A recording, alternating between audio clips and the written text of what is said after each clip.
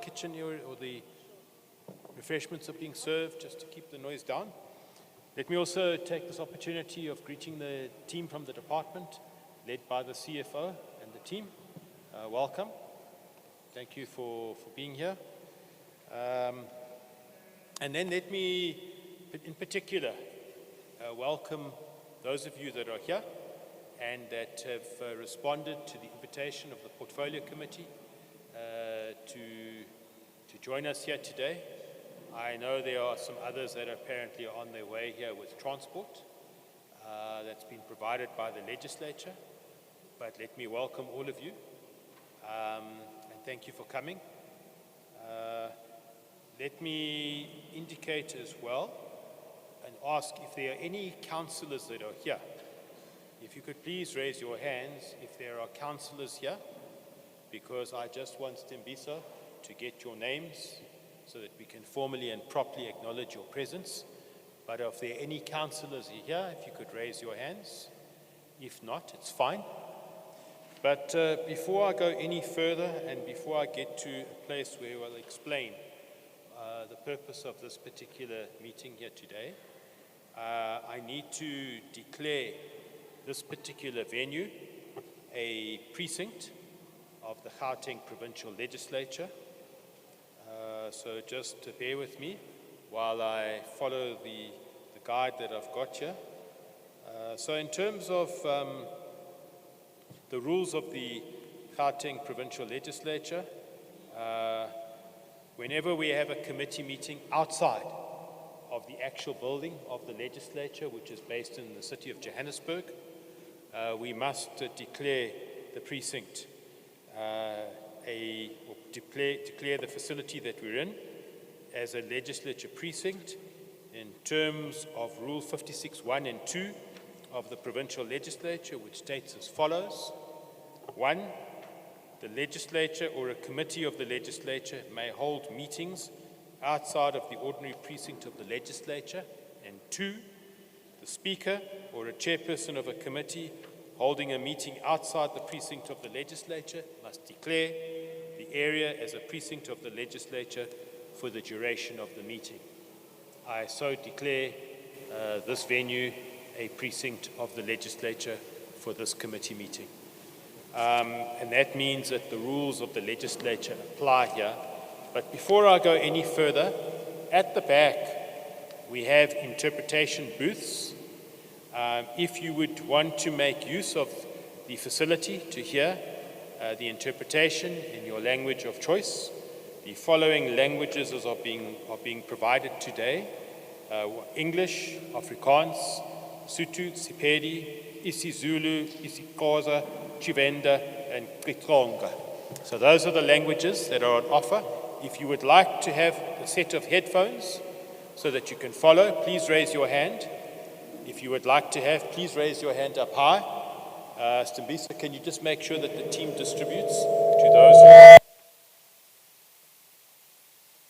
Please keep your hands up until you've got your headphones, and you will then be able to follow in a language of your choice. Committee members, you also have here, so that we can follow when we get to the Q&A session. But please keep your hands up until you've got. Let me also greet the team from the interpretation services at the back.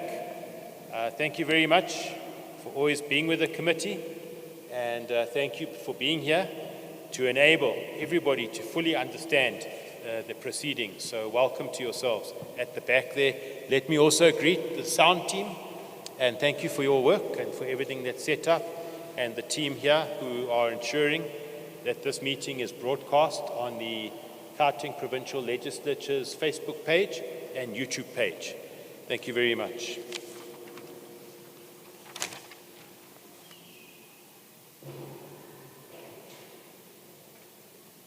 So,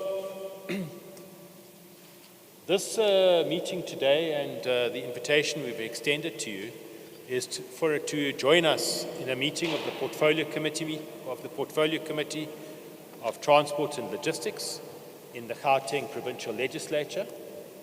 So what you'll be witnessing here, the first part this morning, is you'll actually be witnessing the Portfolio Committee and how it operates in its meetings and how a committee operates in the Gauteng Provincial Legislature.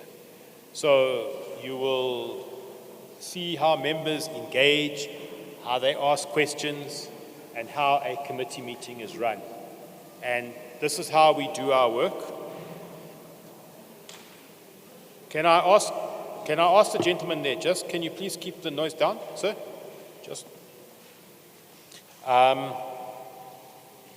So this is an opportunity to witness how a committee operates in the legislature. We will do this committee meeting in two parts. So we're going to have a session where the department presents to the committee and yourselves on questions that we've asked for the department to answer in terms of the budget for the financial year 2025-2026. And then members of the committee will ask questions, follow-up questions if they have. Once we've dealt with that, we will open up to yourselves to engage with the Department of Roads and Transport in the province on questions you may have that relate to transport-related issues. Unfortunately, we will not necessarily be able to answer questions that relate to other portfolios because this is a meeting of the Portfolio Committee on Transport and Logistics. But that really is what we'll be doing here today. And again, I want to welcome you and say thank you for being here. Let me also greet those who are watching online on the legislature's YouTube and Facebook pages. Thank you for joining, and I trust that you'll find this committee meeting and the information that is shared of benefit to yourselves, both online and to those of you that are here.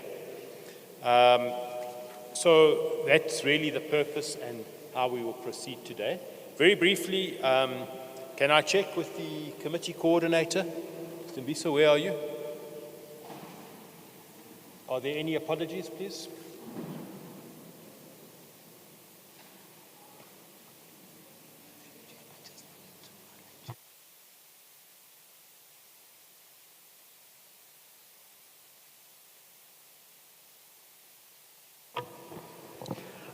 Thank you, Chair, and good morning to honorable members, the colleagues, as well as the delegation from the department and stakeholders. The apology that we have is for Member Masoleng, who's out of the country on legislature business. Then on the second apology, is the MEC of the department who's committed into the exam schedule that she has been entitled to, as well as also the third apology is for the HOD of the department who's attending a meeting with the DG of the National Transport. So, Chair, at this point, I think the number 4 apology is Member Masubu, who will be joining the meeting late. He's coming through. Thanks. Thank you very much. Those are the apologies. Can we please just make sure that the guests here who've got their hands up receive their handsets? Please don't put your hands down. We'll make sure you get those handsets. Apologies if it's taking a bit longer. So, honourable members, that's the apologies that we've received. Can I check if there's a member that would want to move for the adoption of the apologies, please? Member du Plessis. Chair, thank you. I'll move for the adoption of the apologies. Member that wishes to second? Member Sirota? Second, Chair. Thanks, Member Sirota. Before I get to the adoption of the agenda, can I just, for the benefit of our guests here, can I ask members just to introduce themselves, please? Can we start on that side with Member van Dijk? Thank you. Good morning, everyone. My name is Nicole van Dijk, and I'm a member of this committee. Good morning, Mervyn Serrata, member of this committee. Good morning, everybody. Ever du Plessis, member of the committee.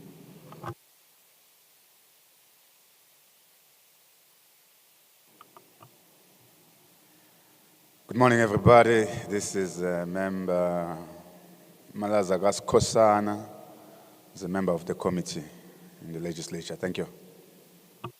And once again, my name is Greg Schneeman. I am also a member of this committee and also have the privilege to chair.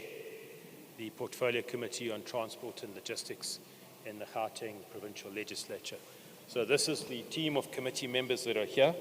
Let me also take this opportunity to extend a very warm welcome to the chairperson of the Section 79 Committee from the Tshwane Metropolitan Municipality, Councillor Sianego. I hope I've got it right. Councillor, welcome, and thank you very much for joining us. And we certainly trust that you'll find the deliberations of interest. And perhaps when we've finished the first part, we may invite you also just to say a few words on some of the transport developments in the area. But it'll be up to you.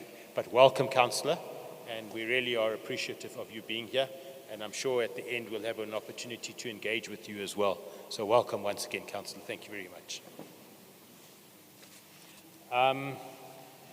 So honourable members, what we will do now, let's move straight to the agenda. Stembisa, can you take us through the agenda, please? Just run us through the agenda, Stembisa. On your screens, you will be able to follow, even when the presentations are done on the various screens here. And so what we're doing now, our committee coordinator will take us through the agenda, and then we will present it to members.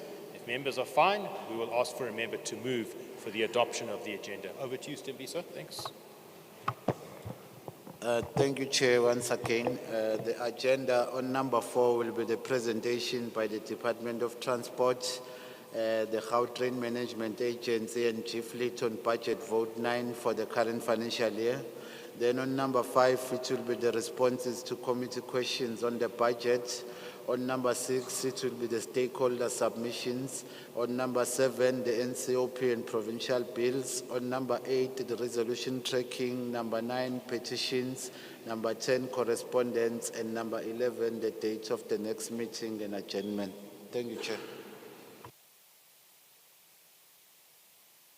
Thank you very much, Stembisa. Honourable members, that's the agenda that's been presented.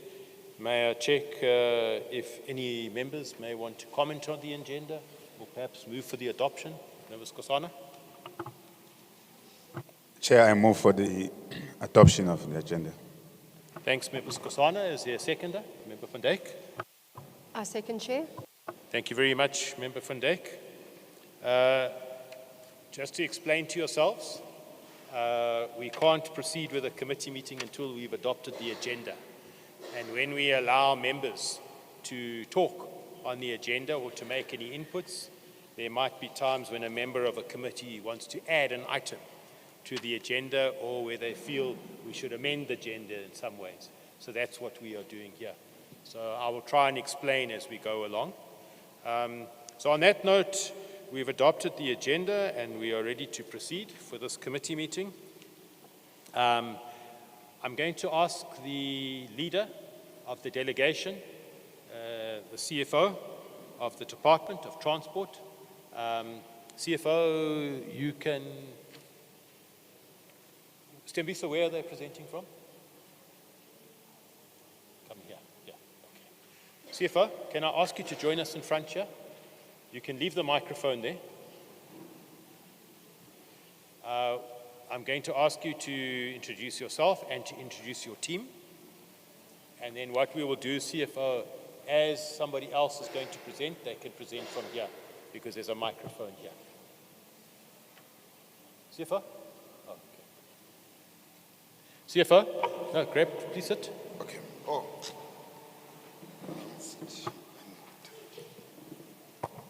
Morning, Chair, Honourable Chair. Morning, Honourable Members and the community of Bronkhorstspruit. As previously introduced, my name is Jafta Makafula. I work as the Chief Financial Officer for the Department of Road and Transport.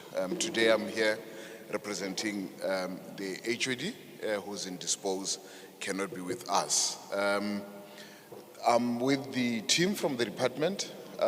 Some will be making presentation, but for the purpose of progress, when I introduce them, if they can just stand up and that will facilitate progress. We have Mr. Russell Mahibila with us. He's working in our service delivery unit. Mr. Mahibila. And then we have DDG Mukobani, who is responsible for roads.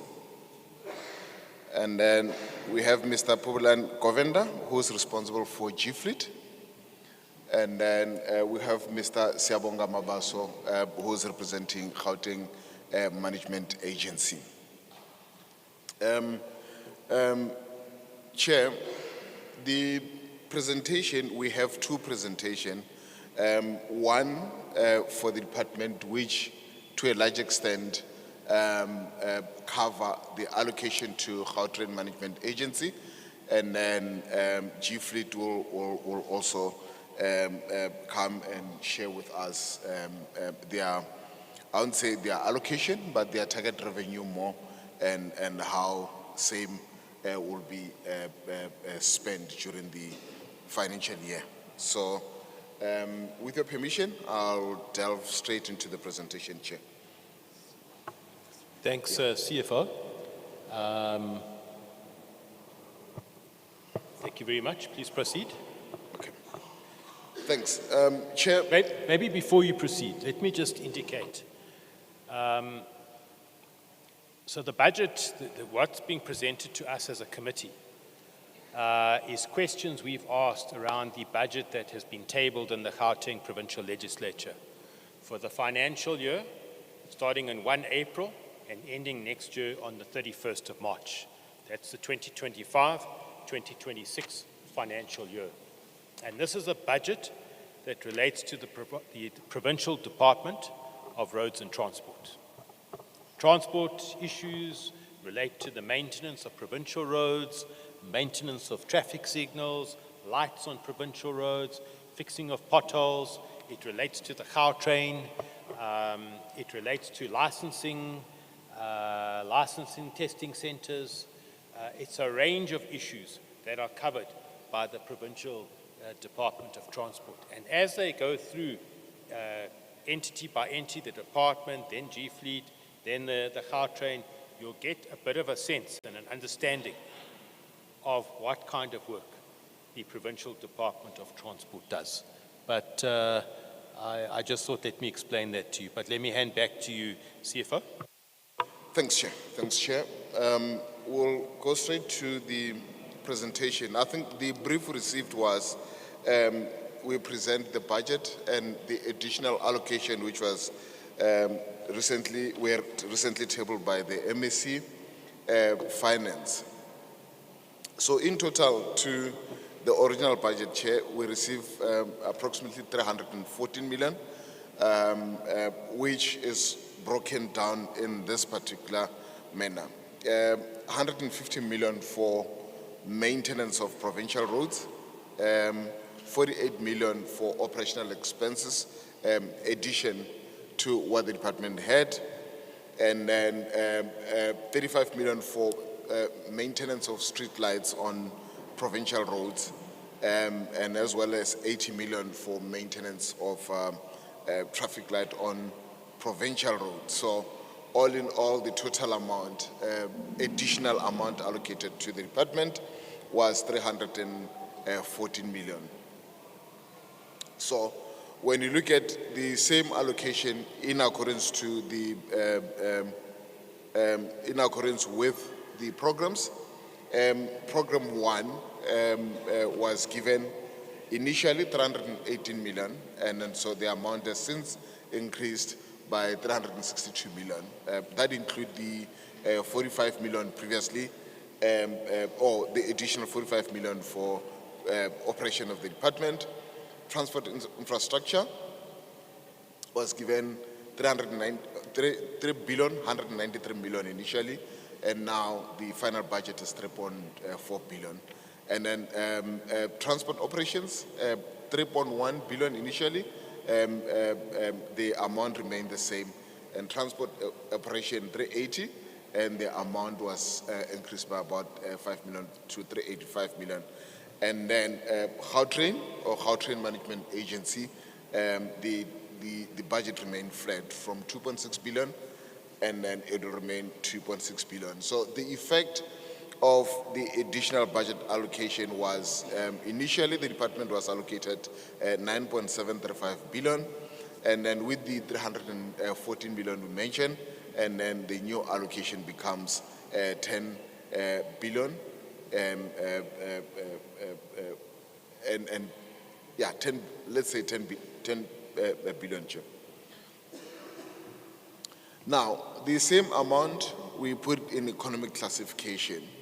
Initially, the department was given 856 million budget for compensation of employees. The amount remained, no addition was given in that respect. And then goods and services, the department was given billion, and then now the amount is 1.1 billion. And I think we need to emphasize that included in the 1.1 billion, it's mainly and primarily the amount of money we receive for maintenance of roads, provincially owned roads, and then including but not limited to street lights and as well as traffic lighting. And then transfers remain the same, Chair. And then agencies, again, it's Gauteng Management Agency, the amount remained the same. And then public corporation and private enterprises, the amount remained the same. And NPO remained the same, and then household remained the same. So basically transfers did not increase, and then where there was an increase in budget is primarily on service delivery. And then there's a little amount increase on maintenance of building and infrastructure, internal one, and then as well as machinery and equipment which we intend to purchase, the amount has not increased. And then we look at the amount in terms of units, corporate services, facilities. They had an amount of 13.3 million, and then the amount will remain the same. And again, we need to emphasize, Chair, 13 million is the amount of money that is mostly available for maintenance of own building, including water and electricity. And I think 13 million will also agree that it's not sufficient for that purpose. Infrastructure planning, 9 million and remains the same. Design and traffic engineering, 133 and 213 million. And I think this is where the funds for maintenance of traffic lights and as well as street lights is located. Hence, an increase in the amount. And traffic engineering, the amount remained the same. Construction and equitable share, the amount remained the same.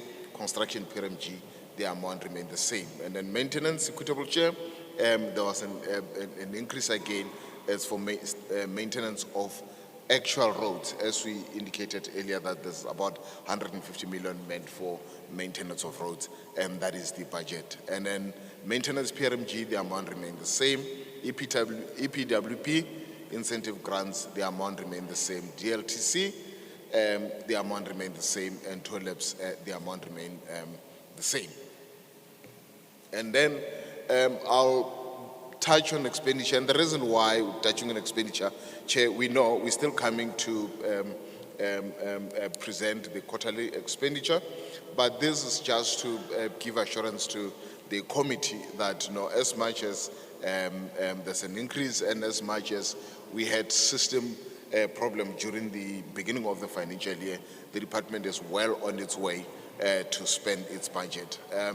The spending as sort of last week was at 16%, with program 1 at 14%, 8% program 2, program 3 18%, and then 4 10%, and Gauteng Management Agency almost a quarter of the allocation.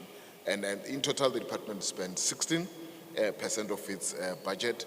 And then we are confident that we will be closer to an amount of 25%, which is what is generally expected by the end of first quarter. And we should be somewhere, but I'm sure members of the Portfolio Committee may be aware of the score changes that affected all the department nationally. And then this is the same presentation on economic classification. The most important thing will be goods and services, which is where the maintenance budget is located. We're sitting at 14%, and then we have quite a number of invoices which we have received since then, and this figure is going to increase significantly in terms of spending. The final figures we'll present when we do the first quarter presentation and portfolio committee. And then on infrastructure, there hasn't been any significant movement, and primarily because the cash tranches we receive are only receivable early in the next month, and then once the cash comes, and then there will be a movement in expenditure because now we'll be having cash. And I must say, previously we used to borrow money from the treasury and pay, and then when we receive our tranche, and we will replace the funds that would have been borrowed from treasury. But I think we are aware of the financial situation nationwide, and as a result, we now strictly wait for our allocation before we start our allocation in cash before we start spending. And then bus operation or PTOC, we're at 18%, and then in terms of total grants, our expenditure is sitting at 16%. And then revenue, Chair, we're sitting at 7%, and we believe that the number will increase going forward. Now, for the department, I will pause here, Chair. But what is very important for G Fleet, we have 2.6 billion, which comes through us, and then we paid over, and then they were sitting at 24% spending. Chair, you can give us direction. Do we take question, or do we let Mr. Pubulan do his, and then we'll do question afterwards? No, we'll do all the presentations. Okay.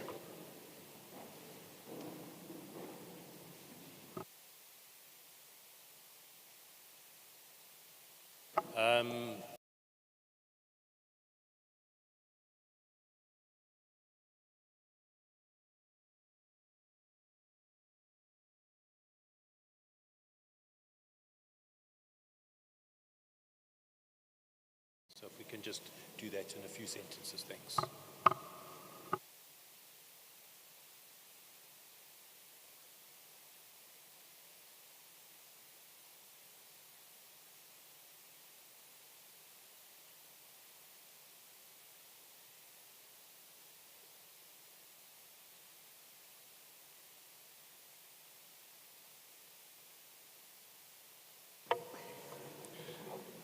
Good morning, Chairperson and honorable members of the committee and members of the public.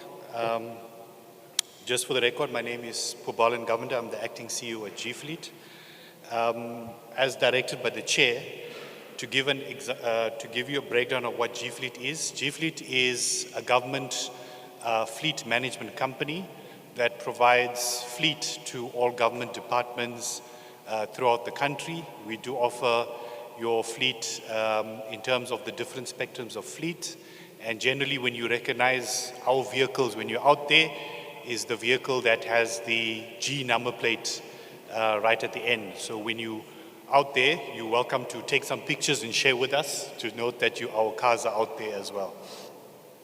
Chair, in terms of our budget, my focus will just be around, as the CFO had mentioned of the department, G Fleet is a self-sustaining entity. It does not generate any monies from the fiscus in terms of allocation. We run a business, and the revenue that we generate from that business is what keeps us sustainable. So when we draft our budget, Chair, we follow principles of budgeting in terms of what is guided by the provincial and national treasury.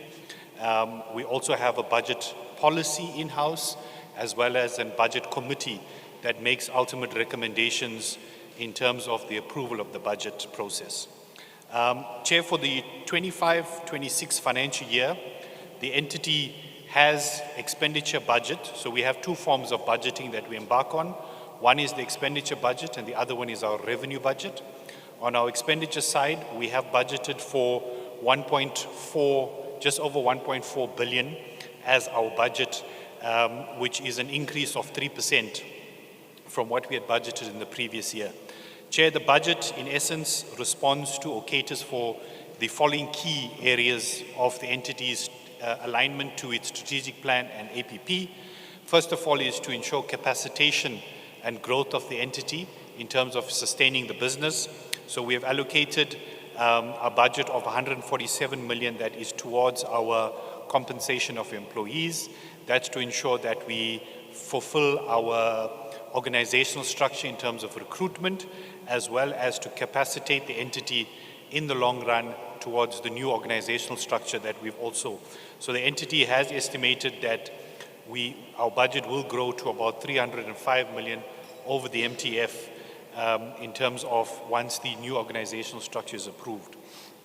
The second aspect that is critical to us as a business is to ensure that our fleet that we run and provide to our clients is efficient, is effective, as well as is of good quality, so that the government business of rendering services to its people, it does not stop. And hence we have allocated 669 million, which grows over to over the MTF to respond to new and replacement cars in terms of the entity's fleet. Chair, you would also recall a few weeks ago we had launched the new number plate initiative with the department. The pilot program is being run by G-Fleet. So all our vehicles you would see be going out will have the new red number plate, which talks to the automation processes of how the number plate will work.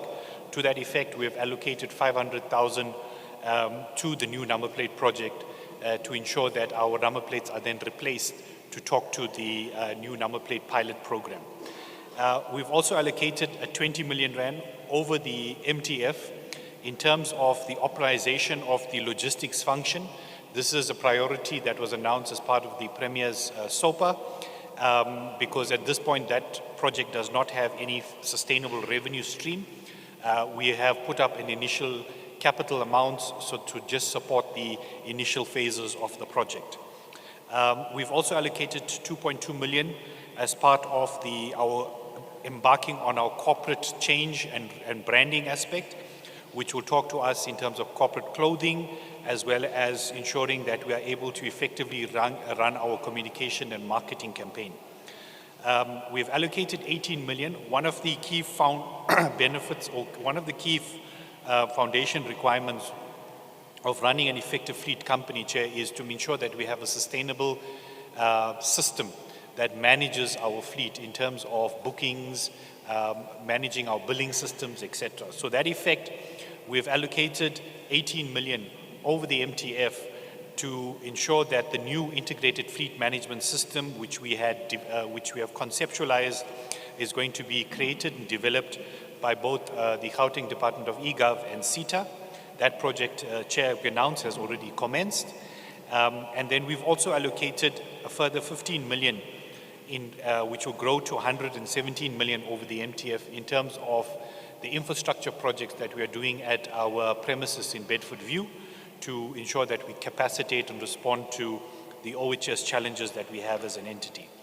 We've further allocated another 2.7 million to security controls regarding our key management systems to ensure that our cars are authorized in terms of release. And then these are general expenses that we embark on over a year. That's 114 million in terms of our fleet maintenance and fuel expenditure that we've allocated, because ultimately our cars are running in terms of when they are involved in accidents or repairs. We must make sure that we adequately budget for repairs and maintenance of those cars. And we've also allocated a 37 million to ensure that our vehicles are safeguarded and protected when they are used. That's in terms of the tracking functions that we embark on. Chair, we've also allocated a further 5.4 million over the MTF for issues pertaining to support in terms of verification of our vehicles. But also one of the key initiatives that we're embarking on is to do, through a phased process, an assessment of our tariff structure to identify any cost savings that we could possibly pass on to our clients. We do know that our clients are fiscally challenged in terms of the budget cuts throughout and the fiscal situation in the province and the country. So we therefore looking at initiatives that we could then assist our clients to make sure that they are be able to still use us as a service provider of choice. Chair, one of the other aspects that we have done in terms of our revenue, based on our projection of revenue budget, we have increased our revenue by 9% to 1.429 billion. That's based on the fact that we anticipate that based on our clients' collections of funding and also the business growth that we're projecting for our business, we expect that this revenue will also increase over the MTF. Chair, I really don't want to go into too much details on the numbers. I think everything is summarized to the effect of the critical areas that I felt that is important that we could bring towards this. The rest of it is just the detail and the numbers behind it. Thank you, Chair.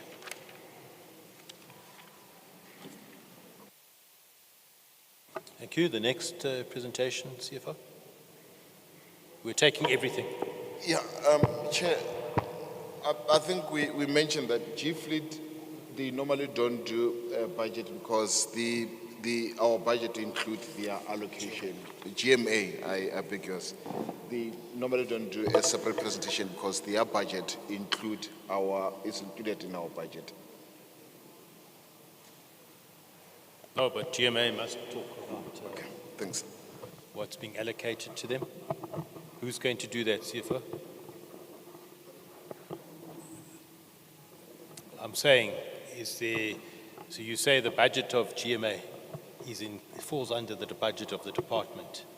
Okay, all right. But I think just give us, if there's something you want to highlight, because remember, the committee's never been into Bronkhorstspruit before. So just give us a sense, what is that budget? What is it that you are providing to the Gautrain? Okay. Just very briefly.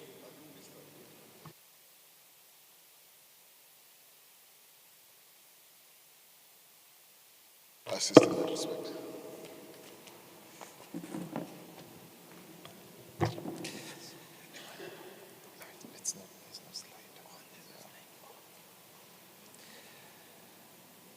Good morning, Chair, morning the members, as well as the members of the public. Maybe, Chair, just as Mr. Makafula has mentioned, our budget allocation is 2.6 billion, which covers the operations of the Gautrain, and a large part of that allocation goes towards the payment of a patronage guarantee. And I must mention that the forecasted patronage guarantee for the current financial year is about 3.3 billion rands. So you may already see that there is a shortage in terms of the allocation. As explained in our meeting last week, some of the funding of how we close the funding gap is the money that we get from the railway usage fee that comes from the benefits that come from the ridership in the Gautrain, and that money is received from the concessionaire themselves. In the previous financial year, we had the money that was available of about 300 million rand, and we are anticipating that we're also going to get another 350 million rand that will then cover part of the shortfall that we have in terms of the budget allocation that we have at the moment. So all in all then, Chair and the members, is the fact that even though we currently, if you look at the budget allocation for the GMA, we have a shortfall, but that shortfall will be taken care of by the allocations and the railway usage fee that I've already explained. So that is mostly what the budget is used for, to pay for the patronage guarantee, to pay for the employees of the GMA. But as you may know, the large part of our budget is taken over by the patronage guarantee, which is the money that we pay to the concessionaire for running and providing the services in terms of the Gautrain. I'll leave it at that, Chair. Okay, thank you. CFO, I think we're about to go into the questions that we posed. Is that right? Who's presenting that? Yes, Mr. Mahibila will present the Thank you. question, the responses. Let me, while you're getting set up, let me also welcome Member Masuku who has joined us. Welcome, Member Masuku. Thanks very much. And let me also welcome anybody else who's joined us since we started. Welcome. This is a Portfolio Committee meeting of the Portfolio Committee on Transport and Logistics in the Gauteng Provincial Legislature, and we are dealing with the budget that's been allocated to the department and its entities, G-Fleet and the Gautrain, and we're now going into a session where we have asked a number of questions to the department, which they're going to respond to us now, and then thereafter we will take any clarity-seeking questions from members of the committee. Thanks very much. Over to you, Russell.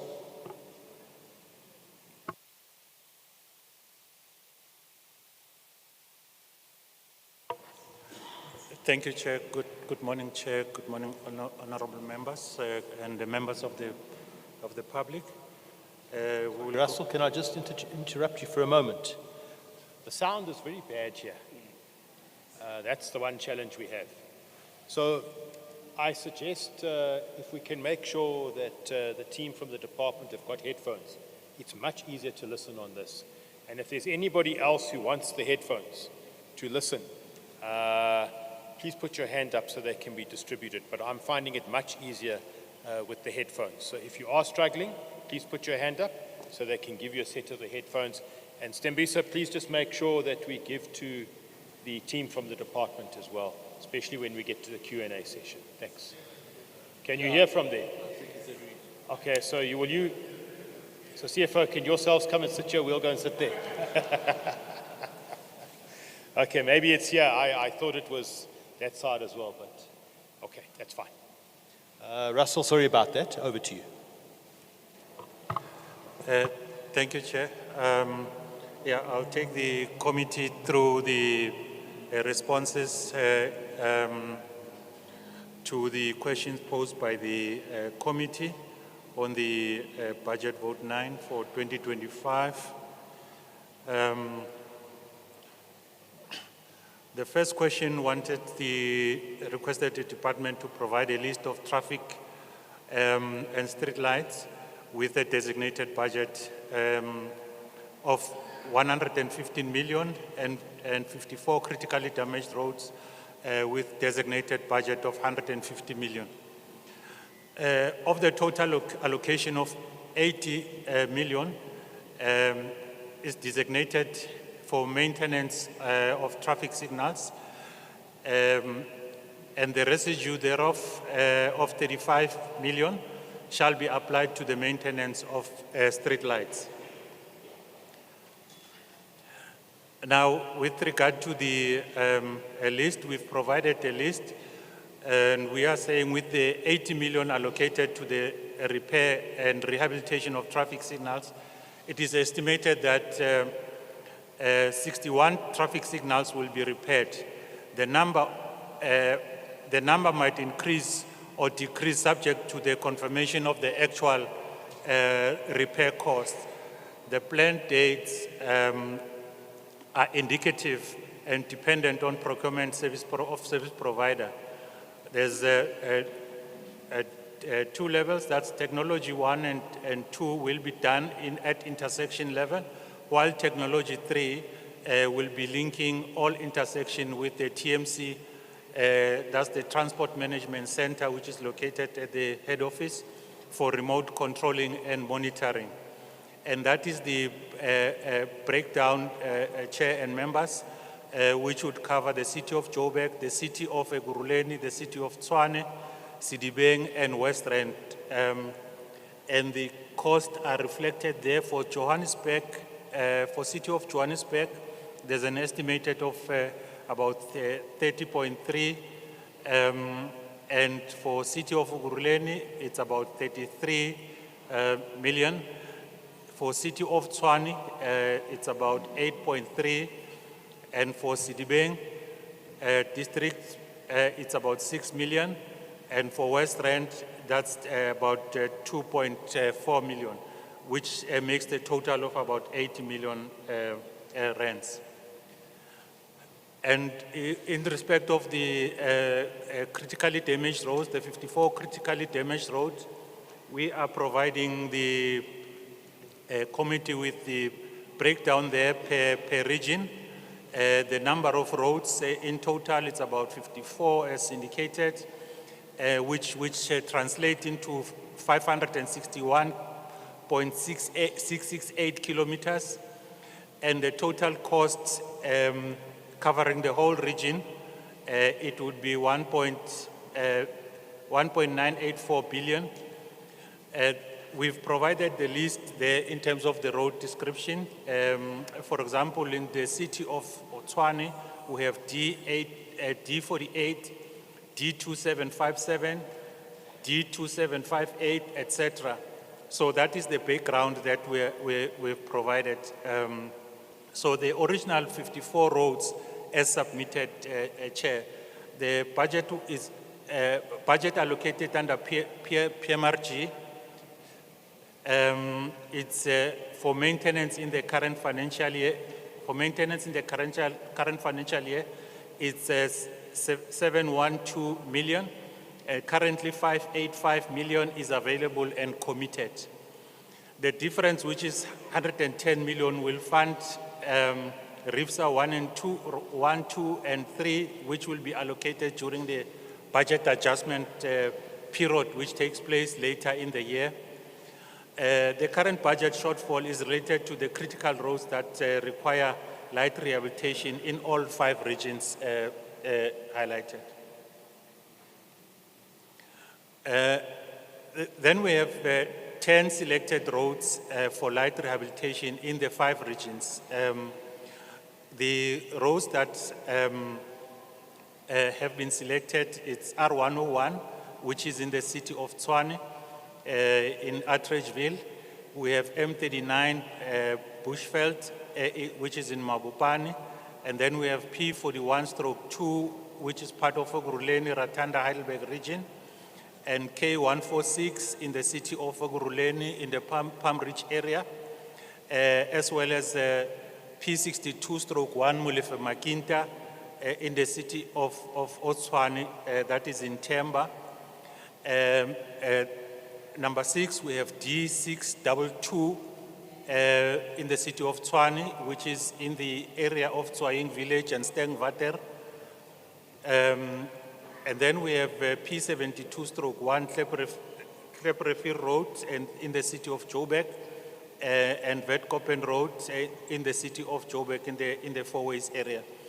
The last 2, which is Driefontein Road, as well as Ratsal, and these are in Meldersdrift and Ratskraal respectively. That's Mohali City and Mirafong in the West Rand, which with a total amount there of 150 million.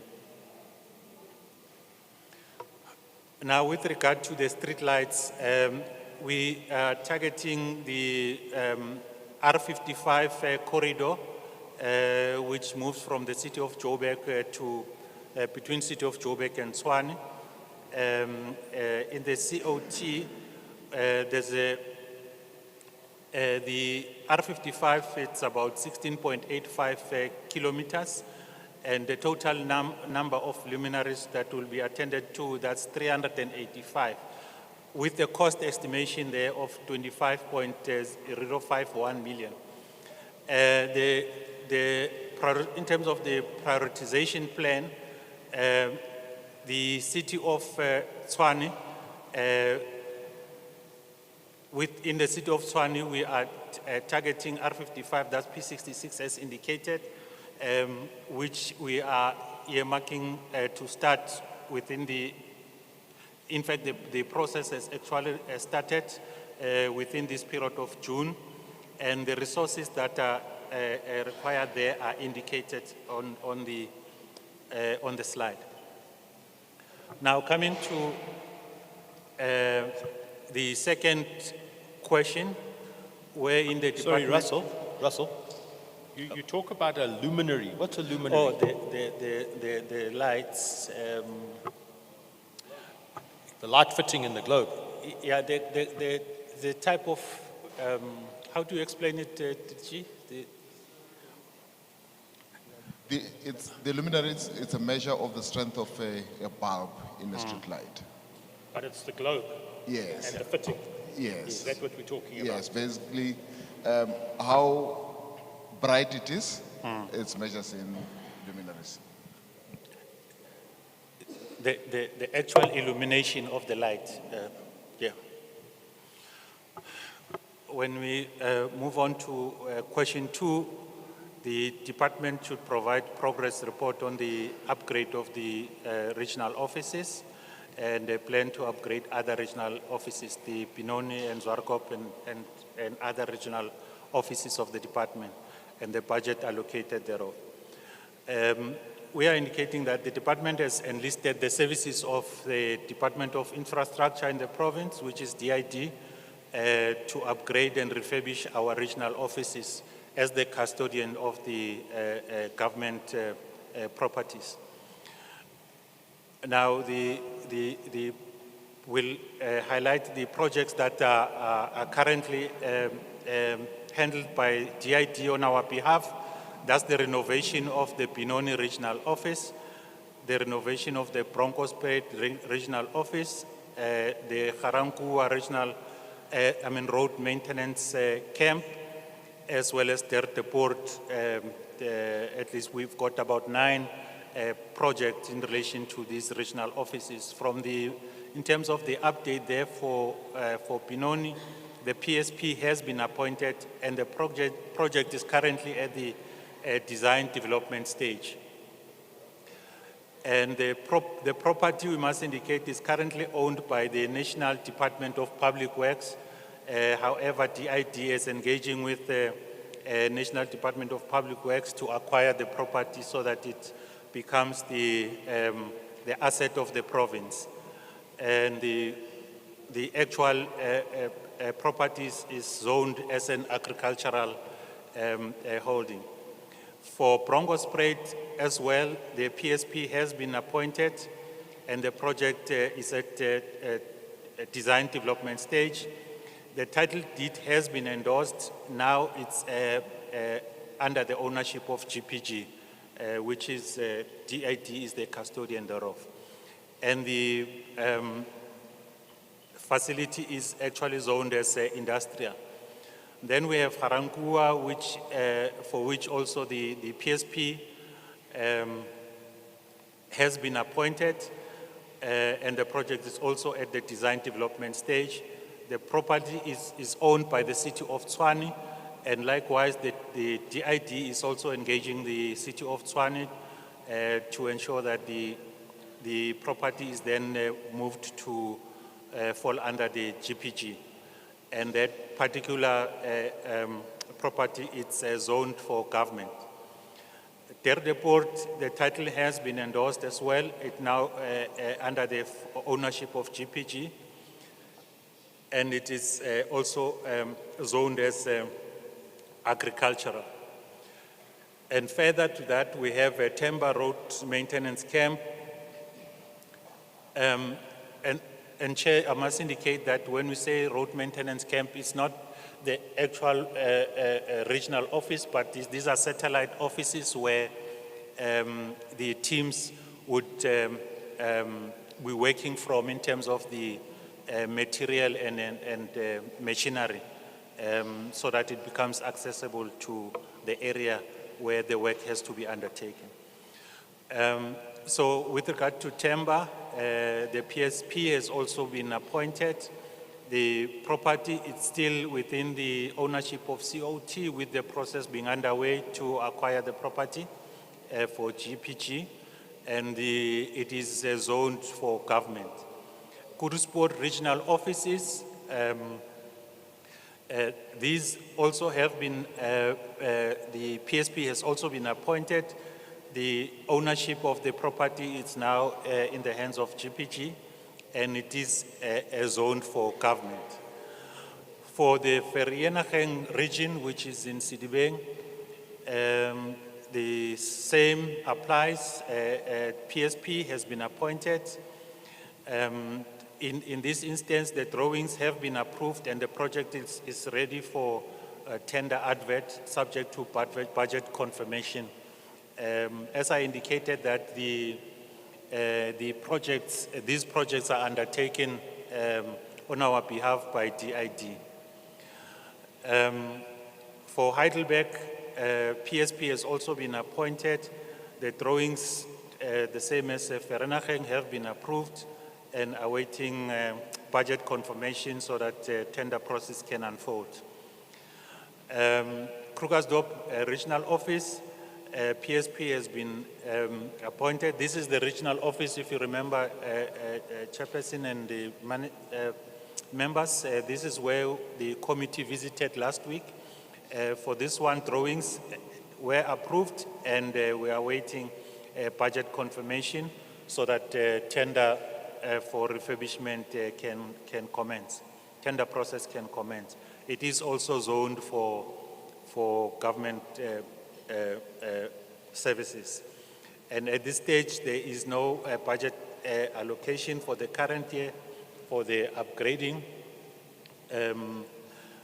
of these facilities. Question 3, Chair, we're required to provide a list of maintenance projects that the department is working with municipalities to address potholes as indicated by the Premier in SOPA and the budget associated with that. We have West Rand where work has been, it's earmarked. There's North Rand, Northway Road, that's D1726 for light rehabilitation. And we have Loretta for preventative maintenance as well as light rehabilitation. We have Kagiso Avenue for preventative and light rehabilitation. And we have Randfontein Road for light rehabilitation. Also in Beckelsdal, we have Khomia Hlaba for preventative maintenance as well as light rehabilitation. And we have in Khutsong, Sampalo for preventative maintenance and light rehabilitation. And the total estimated cost for this work is about 32.9 million. The budget is not available for the maintenance, for the implementation at the moment. We require about 33 million for this work to be able to be undertaken.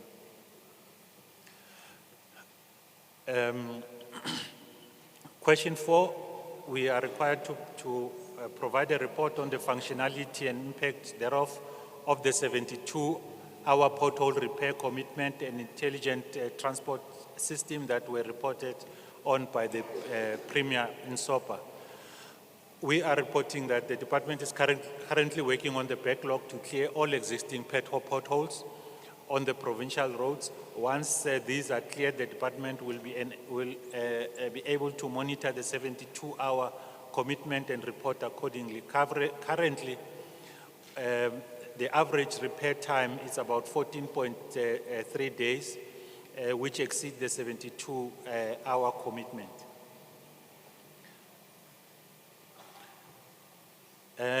Question 5, report on the mapped and identified potholes in the province with the help of CSIR, as reported by the Premier.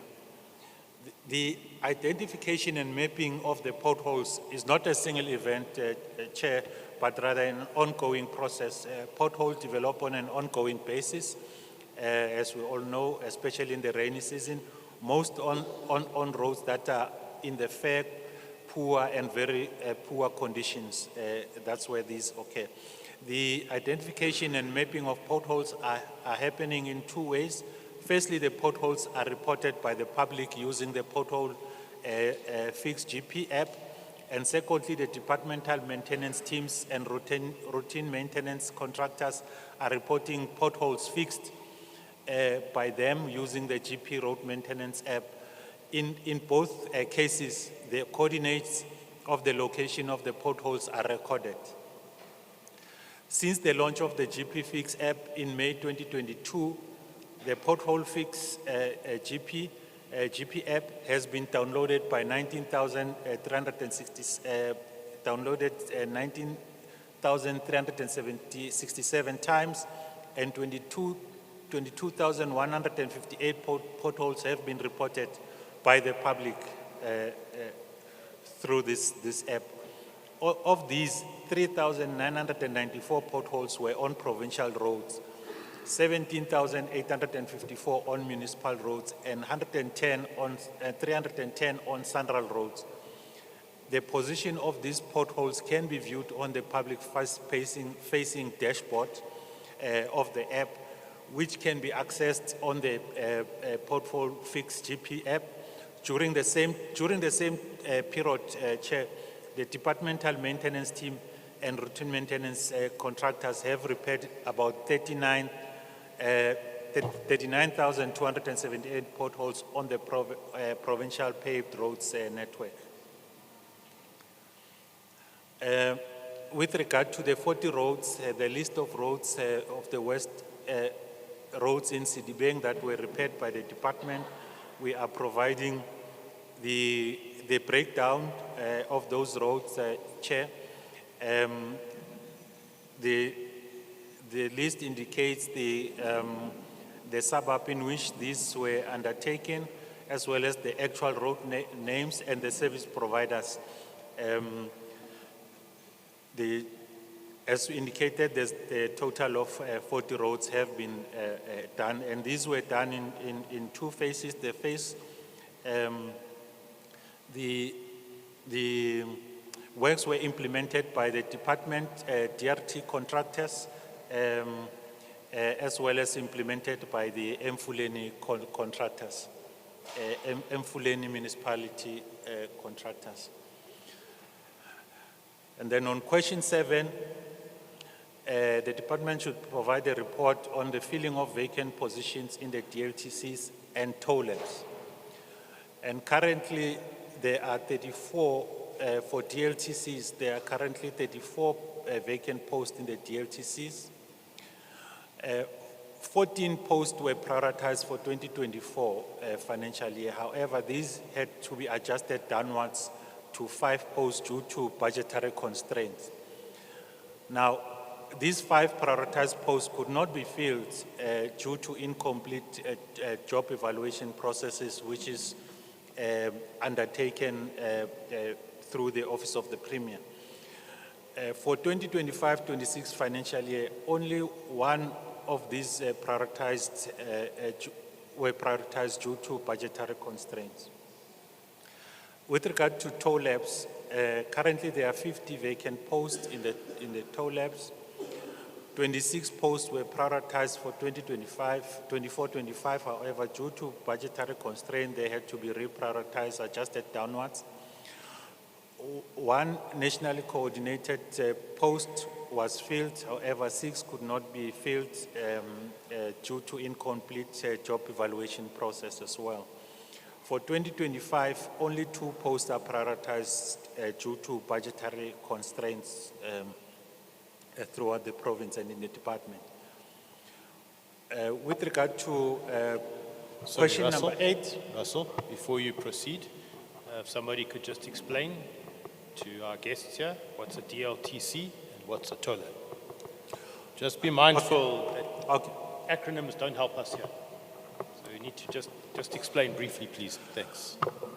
Okay. No, thank you, Chair. Yeah, yes, Chair and members of the public in particular. When we're talking about these 2 areas, we're talking about the DLTC refers to licensing centers. We know them as licensing centers. Your policy license, your tester. That's where you go. We call them licensing DLTCs. That's driver licensing testing centers.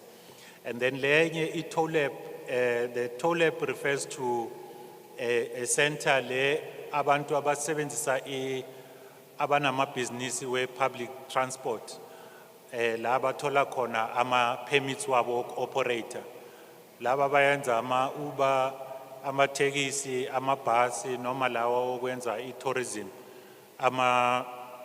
ama-licenses wabo bawa-applyela khona lapho kwindawo esibiza ama-toll labs. And then with regard to the breakdown budget for building, maintenance and other fixed structures per DLTCs, we're required to as well provide the purpose for each allocation, the budget and the purpose in line with the maintenance plan. We are indicating that there's no specific budget allocation Chair, for maintenance in relation to this. As the CFO has indicated, there's a pool of budget allocation from which some of these maintenance issues are used for. For question 9, the department should provide the number of staff complement per directorate. We have provided the broad figures there, Chair, at the branch level.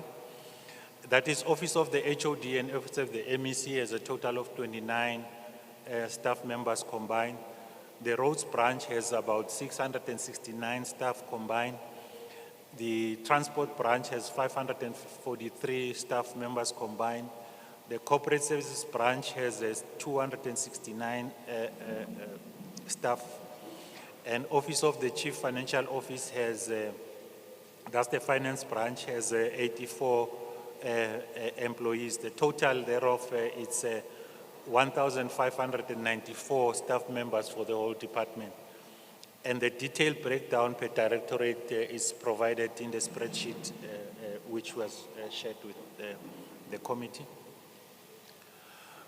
Now for question 10, we are requested to provide a list of incomplete projects and reasons thereof, as well as the budget allocation in the current financial year.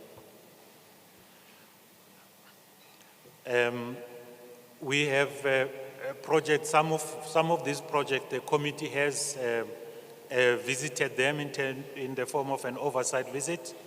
We have R82, where the service provider, the PSP, was terminated due to poor performance and has subsequently been replaced. The completion date of this project, is earmarked for the 12th October 2026. And then we have K54, which the committee would be aware that the project was incomplete due to encroachment, and the encroachment was resolved, and the completion date will be communicated, has not yet been confirmed. However, the contractor has been appointed. And the amounts are reflected there in the presentation, Chair. I would not necessarily go through them. We have K101, where there were disruptions by SMMEs, and there were engagement, and there's always continuous engagement. The earmark date for completion of this project, it's on the 26th of September, 2025, the current calendar year. Then we have K174. At an initial stages, the project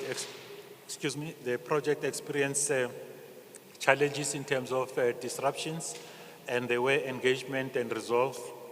The issues were resolved, and the project has since been completed this current calendar year.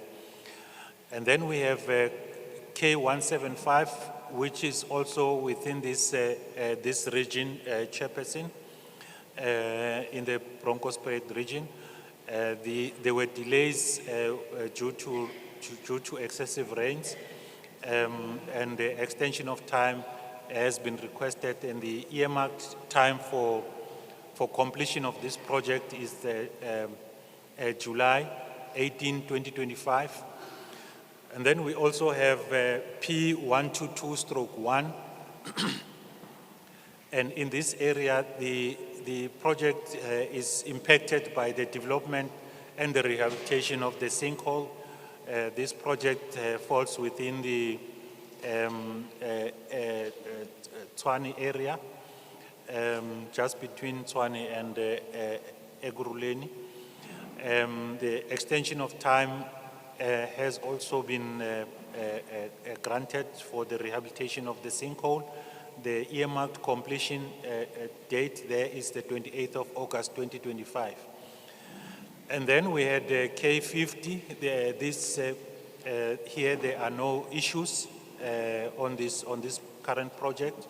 It's earmarked to be completed in 2027. Also, K155 is the project that has recently commenced in the area of Edenvale.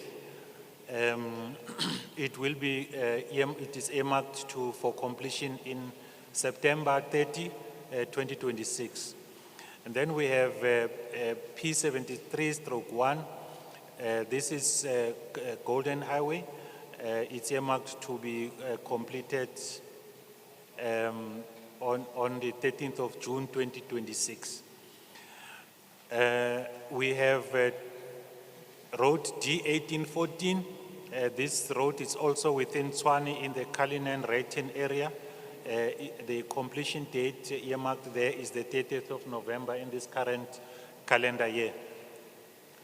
Then we have BMS 1 in Tshwane. This relates to the bridges construction. The project was terminated, the contractor was terminated due to poor performance there.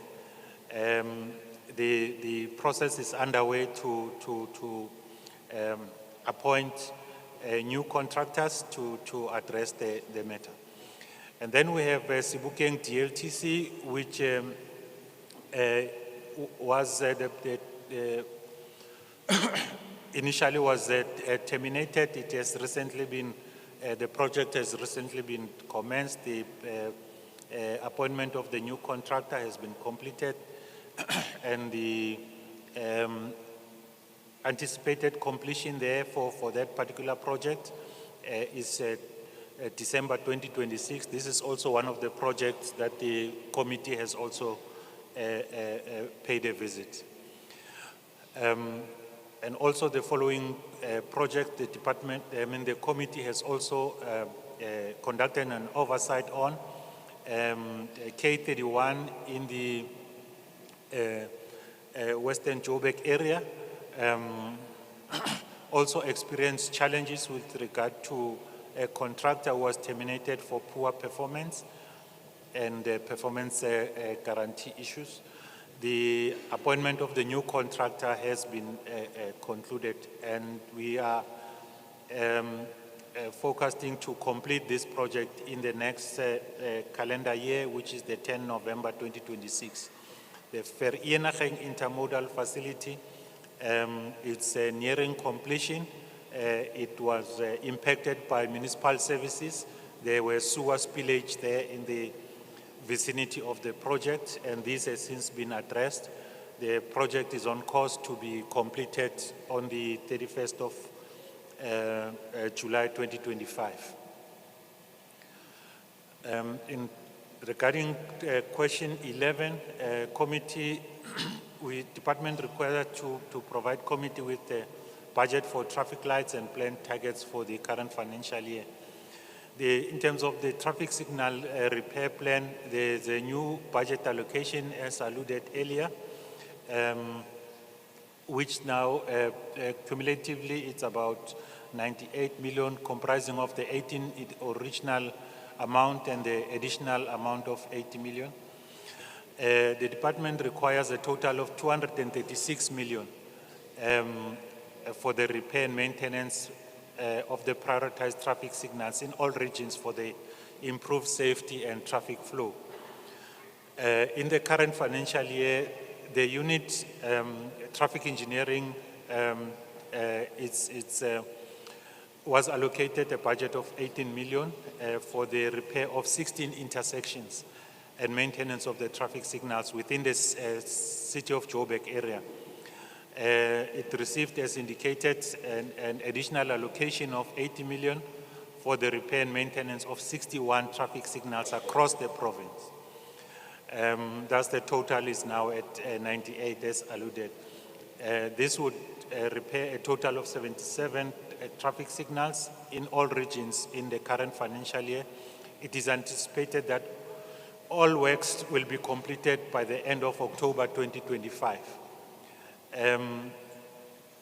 This additional 138 million should be considered in the adjustment budget period for the department to repair the remaining 74 priority traffic signals and continuous maintenance thereof. For question number 12, we are required to provide the budget and plan targets for the new number plates system. And I think the CEO for GFleet has made mention of this project, which was recently launched. The total budget for this project is about 5.7 million. The planned targets in terms of the breakdown comprises of the following work packages. It comprises, or it covers, the project management cost, communication cost, the pilot technical evaluation, as well as empowerment. However, the detailed breakdown of those four components has been shared with the committee. We are required to provide the committee with the budget and plan targets of the new inspectorate in the department. And the new inspectorate was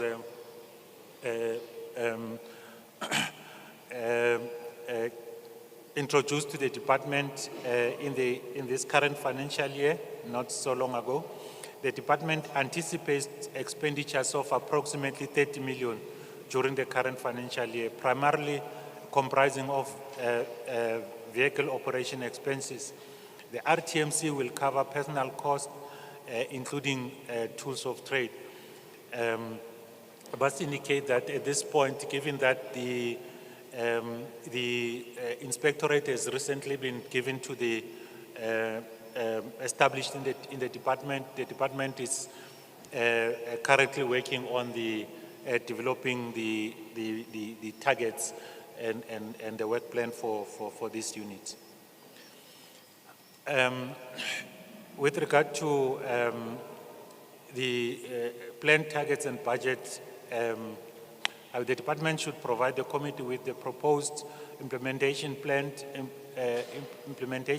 targets where the budget has decreased and targets have increased.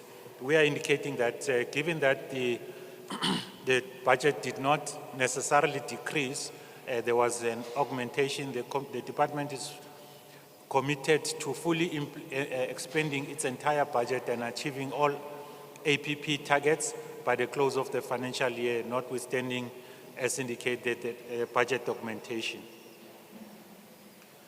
For question 15, the department to provide the committee with planned targets, budget and targets included in the current financial year to refurbish the DLTC, Randburg DLTC, or move to another location. Yes, this is one of the facilities that the committee has also visited.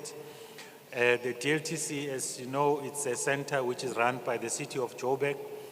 It is outside the jurisdiction of the department. Therefore, it is a responsibility of an agent to ensure that the centers are well maintained and comply with OHS requirement. And this is an asset of the city of Joburg. So no budget has been allocated or set aside for this renovation by the department. For question 16, department should provide committee with timelines on the budget expenditure to guard against delivery of APP targets. We are indicating that the department is fully committed to expending its entire budget and achieving the APP targets by close of the financial year. For question 17, Chair and members, we should provide the committee with a proposed provincial plan and strategy to address sinkholes in the provincial roads. The department has seen a sharp rise in the number of and frequency of the occurrence of sinkholes on both provincial and municipal road network. To respond to the occurrence of sinkhole, the department is currently developing a strategy to deal with sinkhole, and the first draft will be ready by the end of June 2025. Excuse me.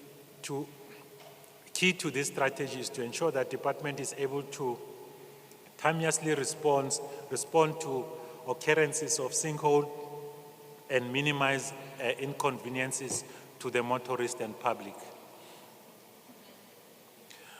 So sinkholes in Gauteng, we have in the city of Tshwane, there's three those are which are listed there. For the province, there's P122, which we're indicating that we are awaiting cost estimate from the construction unit, rehabilitation of the sinkhole in terms of the proposed solution there, is the rehabilitation of the sinkhole. And then we have the K103 in Vierda Road and the COT sinkhole list we have not necessarily received at this point. There's been engagement with the city of Tshwane so that we have a full picture of the sinkholes in the province. In the city of Ekurhuleni, we have a sinkhole that has developed in Snake Road, that R23. The cost estimate there has been given as an indicative, which is 20 million. Now, DRT detected the sinkhole in Ekurhuleni and has since engaged with the RIFSAS Class 1 and 2 PSP. This is a contractor that is contracted to the department, the professional engineers, to prepare a subsidence report in terms of remedying the defect, including the costing thereof.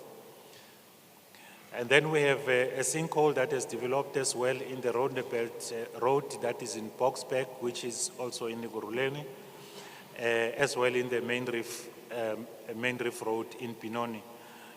Those, in terms of costing, those are 200 estimates, 200,000 and 10,000 respectively. Both of these sinkholes have been detected more than 5 years ago, and the roads have been closed for public use since then to date. And these fall under the jurisdiction of the municipality, that's the city of Ekurhuleni. In the city of Joburg, we don't have any of the sinkholes. City of, in the West Rand, we have P74/1, that's R556. This is the one that the portfolio committee visited in the previous week. Traffic accommodation management is in place, and the scope is being prepared. No funding is available at this stage, which is the estimated cost of 50,000. Sidweng has not experienced any of these sinkholes at this point.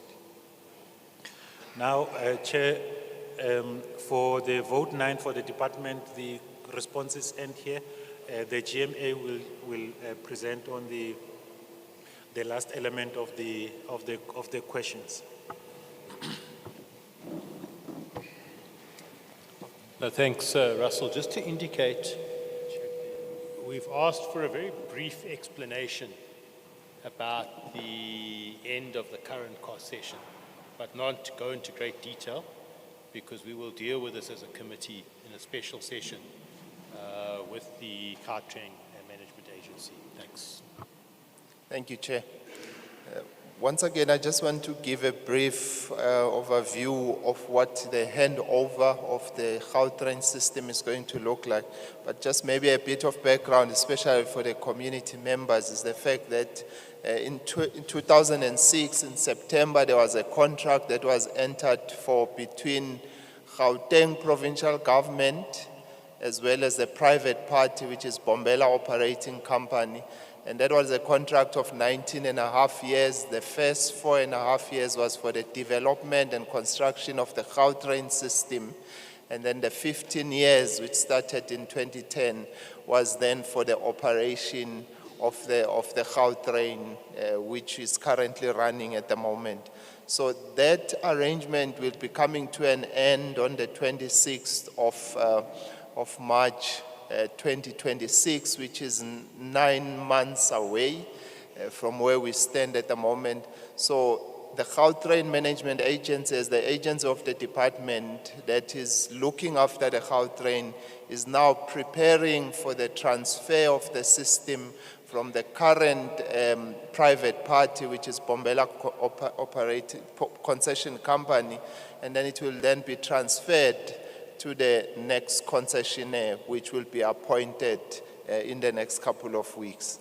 So that is the process that we are undertaking. So the part of the transfer or the handover, as you may want to put it, is that this transfer of the assets, which is the system, the trains, the depots, and everything in it.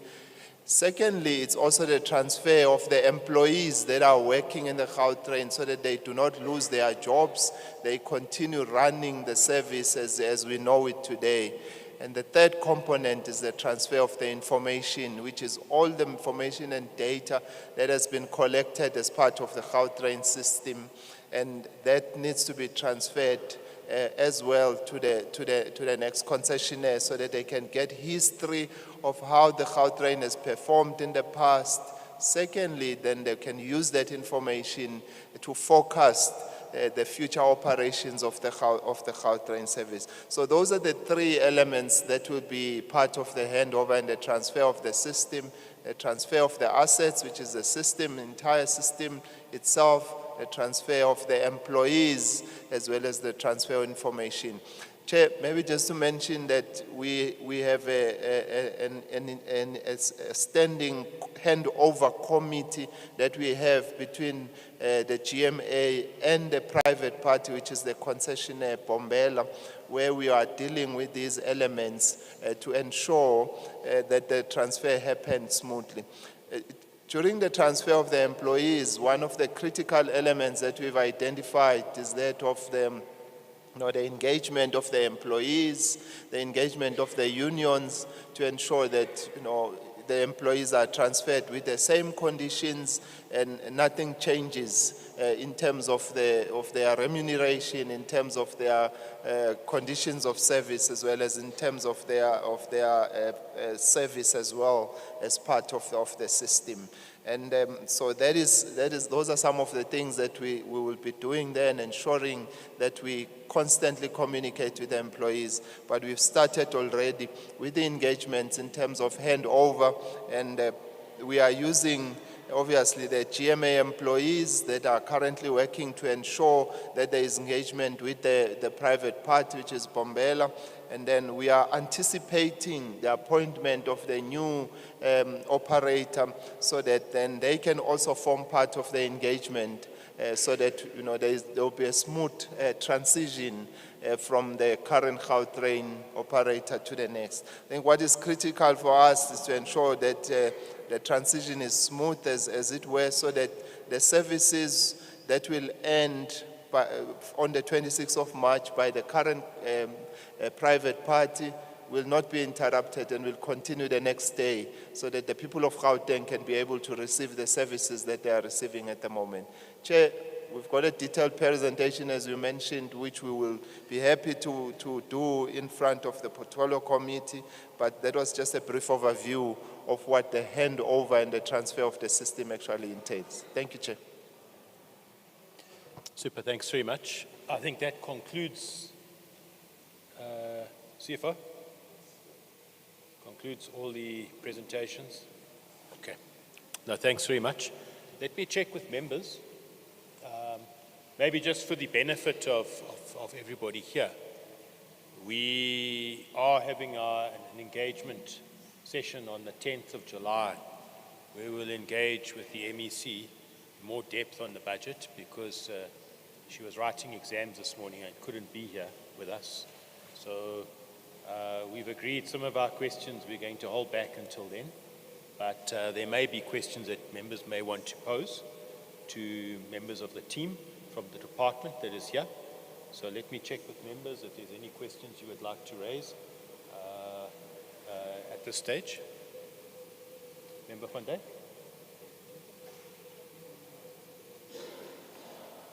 Nothing. Member Sorota? Fine. Member Duplessis? Fine. Member Masuku? Fine. Okay. Maybe just let me have a look here. Okay. No, that's fine. If members don't have any follow-ups at this stage, what we'll do now is we want to then open up to members of our guests, those of you that are here. You may have questions you would like to ask to the department, the officials that are here, and they will answer. I want to just indicate that this is the first public meeting we're having this year. Generally, every quarter, when we have a quarterly performance report from the department, we then go to a different area of the province where we have an engagement. So whatever is raised here today is recorded. The department will answer. And if there's particular issues that need to get feedback on at a later stage, what we'll probably do towards the end of the year, we will, with all the engagement sessions we have with members of the public, probably later this year, end of the year, or early next year, we will have the department come back to us and give us an update on some of the answers that they gave here, particularly issues that relate to Bronkhorstspruit. You will see in the responses of the department, they spoke about the regional office of the Provincial Department of Transport, which is here in Bronkhorstspruit, where they are busy looking at plans to upgrade that office. That office is responsible for covering issues of potholes that need to be fixed on provincial roads, traffic signals, signage, etc. And they basically carry out maintenance on the road network, in particular of provincial roads here in Bronkhorstspruit. But let me open up to yourselves. What we will do, it's now 12 o'clock. Our plan is not to be here the whole day and to keep you here. But what I'd like to do is check, firstly, if I can check on this side, if there's anybody that would like to ask a question relating to transport, particularly the provincial department. If you would raise your hand, please.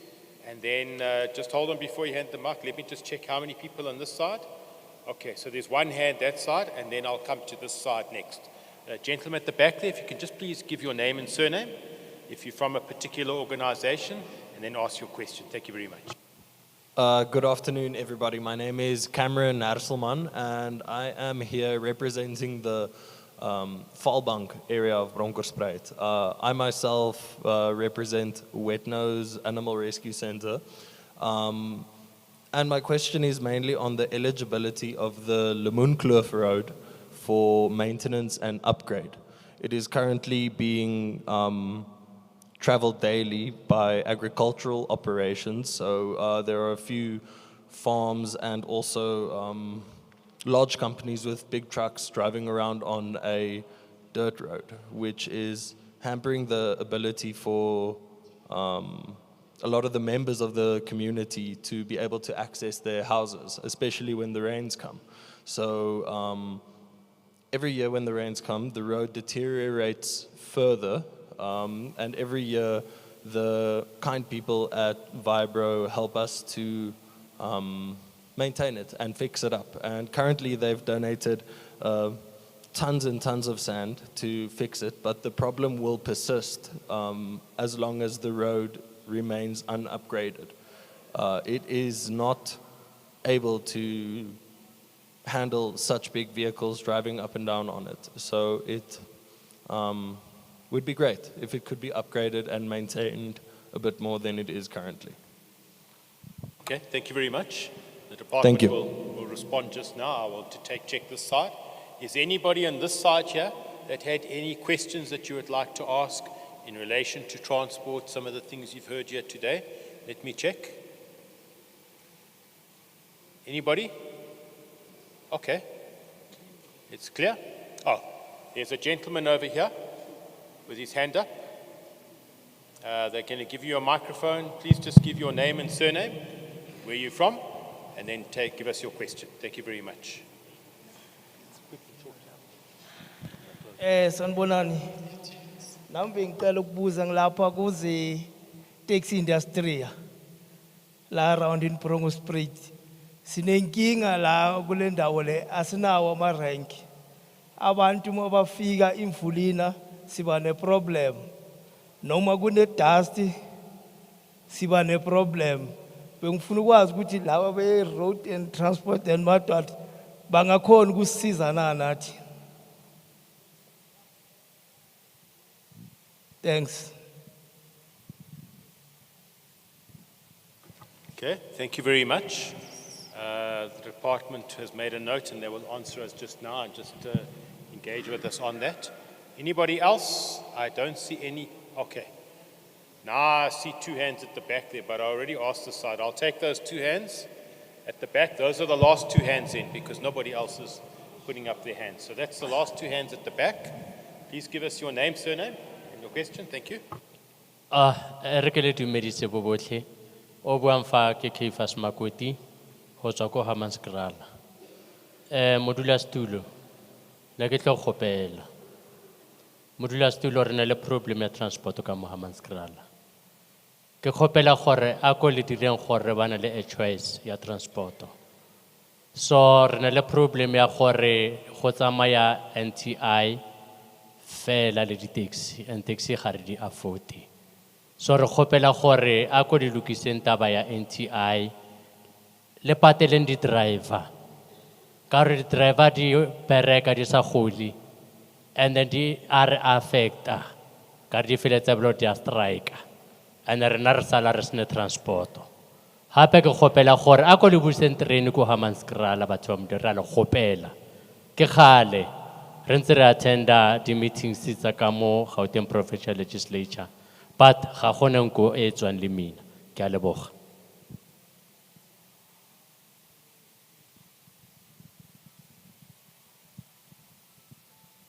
The other person, gentleman, you had his hand up.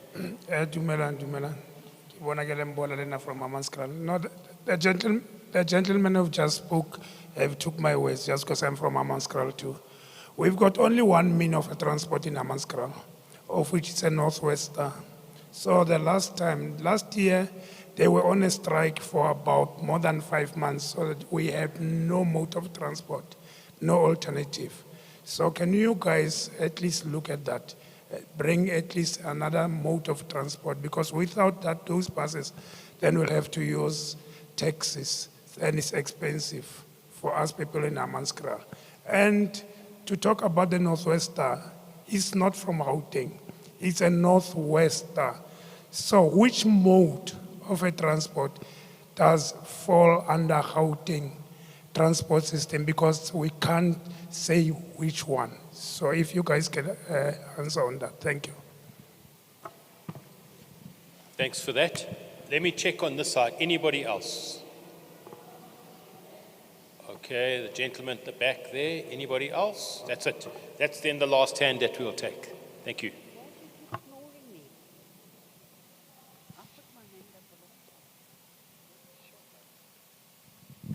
I'm not seeing the hands. So there's a gentleman there, there's a lady there as well, and then I think that's where we'll close off. Okay, thank you very much. Hello, I'm Binance Dane. Same as Cameron, I'm here for the Fallbank area, also on the Lemoenkloof Road.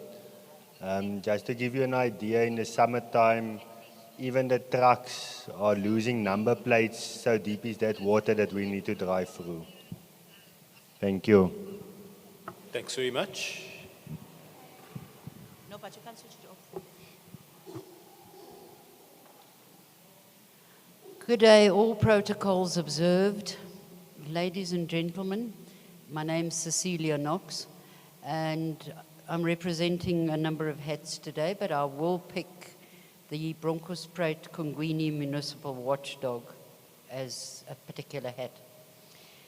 We have many provincial roads, district roads, which are in sore need of attention.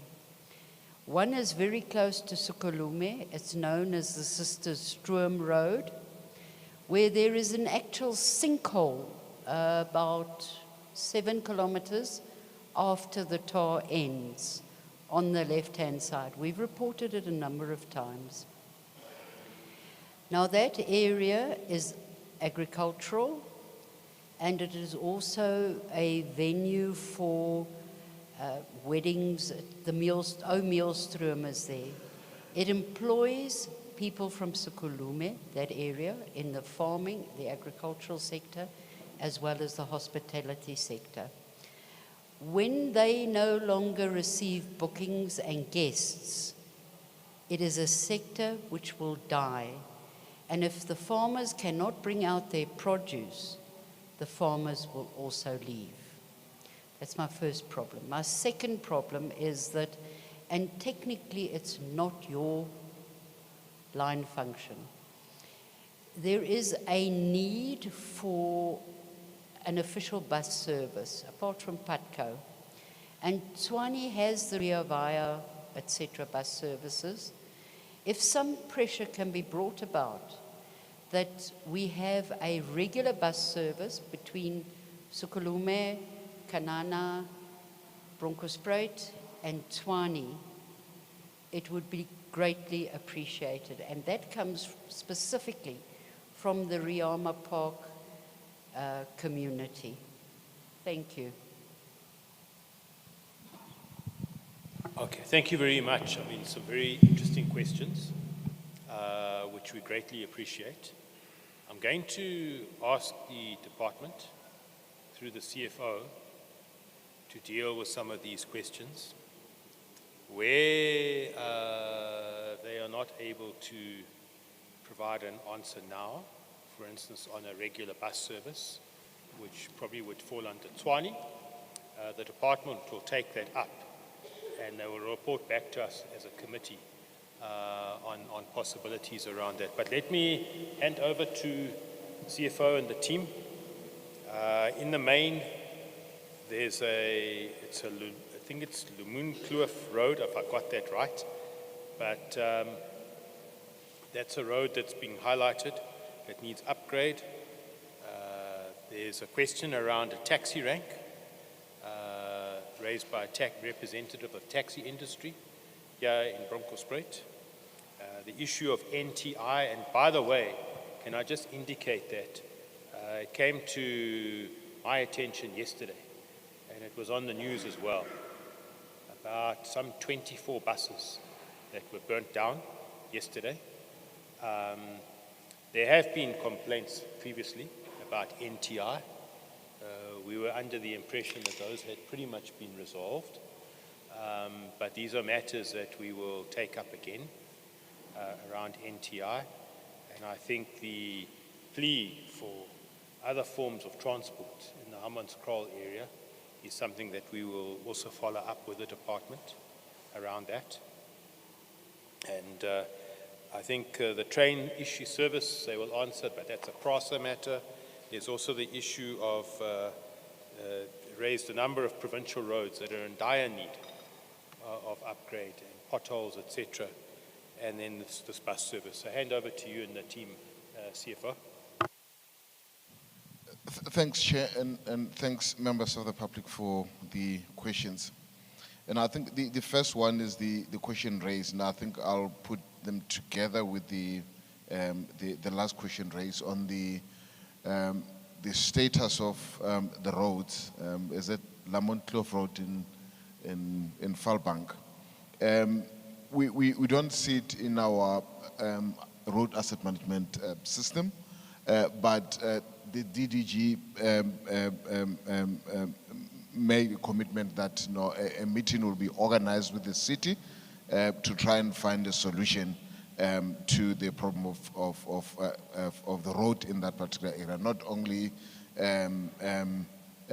Lamont Kloof Road, but I think there's also submission by a member of the public that generally there's a problem of roads in the area. So the DDG commits, he'll make a meeting with the city and then in appropriate time give feedback as to what is the way forward with the issue of the road. And then with regard to taxi rank in Bronkhorstspruit, now I think the best answer would be say, I think we all know there are issues of taxi violence in the area between the association and PATCO. There are ongoing discussion in the crisis meeting which are held on Friday every morning. And then I think this issue will be brought to the association. Remember, Chair, the taxi or construction of a taxi rank, it's not you construct a taxi rank, you leave. They need to be buy-in by the municipality, buy-in by the taxi association, and even an agreement, general agreement amongst the taxi association in that particular area. So there are weekly meetings, just that in the past 2 weeks they haven't been happening between the department and the taxi association. This issue will be brought to the attention of the crisis committee to say members of the public are indicating a need for a taxi rank in the area, and then I think we will give feedback in that regard once we find each other. Hammanskraal, the issue of NTI, it's also a thorn in the provincial administration. I think 3 weeks back, a meeting was held between the MEC and the MEC Northwest. Last week, it was a technical meeting between HOD and the team here and HOD and the team in Northwest. What brings the complexity to the whole thing of Northwest Stature is Northwest government, it's a shareholder. We as Gauteng province, the entity provide a service to us, subsidized bus service. So we give them. So our relationship, it's service provider. So last year we said there were processes in place. We were hoping that the problem has been resolved because the entity claimed the entire subsidy, which was due and payable to them. But to our surprise, we were told that the problem still persists. But we can assure members of the public and chair that the issue of Northwest Star and public transport in those particular areas, there are ongoing discussions between the two provinces. But at the center of it, the problem is the companies under administration. There's also confusion about who's the BRP of that company. So I think it's safe to say, Chair, all these questions which are raised, there are forums specifically established in the department to discuss these issues, and then we'll take them to forum for a discussion, and then a feedback will be provided. But with regard to the road, the DDG committee will come back with the city and look at a solution going forward. Thanks. You want to say something? No, thanks, Honorable Chairperson. What we will do is we'll get their contact details now, and then we will communicate with them and resolve their problems while we are still, like for the one that needs an upgrade, while we're still doing an upgrade plans, we will be doing regraveling using their suppliers, because community member has indicated that they are donating material, so we'll use that material together with them. We'll collaborate with them. Thanks. I'm not sure if we've missed any question, but yeah, the team will take the contact detail and then we'll give feedback, Chair. Thanks. CFO, can I just ask you so in the presentation that we had, it spoke about a Bronkhorstspruit regional office. And when we visited the regional office of the department in Mohali City, in that presentation that we had there, it was highlighted there's a regional office here in Bronkhorstspruit. Now, a couple of questions have been around the issue of the condition of provincial roads in the area. Just for the benefit of this meeting, can you tell us what is the role of that regional office? And what are they doing? How do they inspect provincial roads in the Bronkhorstspruit area and the area that falls within their jurisdiction? And what actions do they take when they find that the road is in need of repair or pothole? Just give us a sense for members of the community that are here with us as well. Thank you.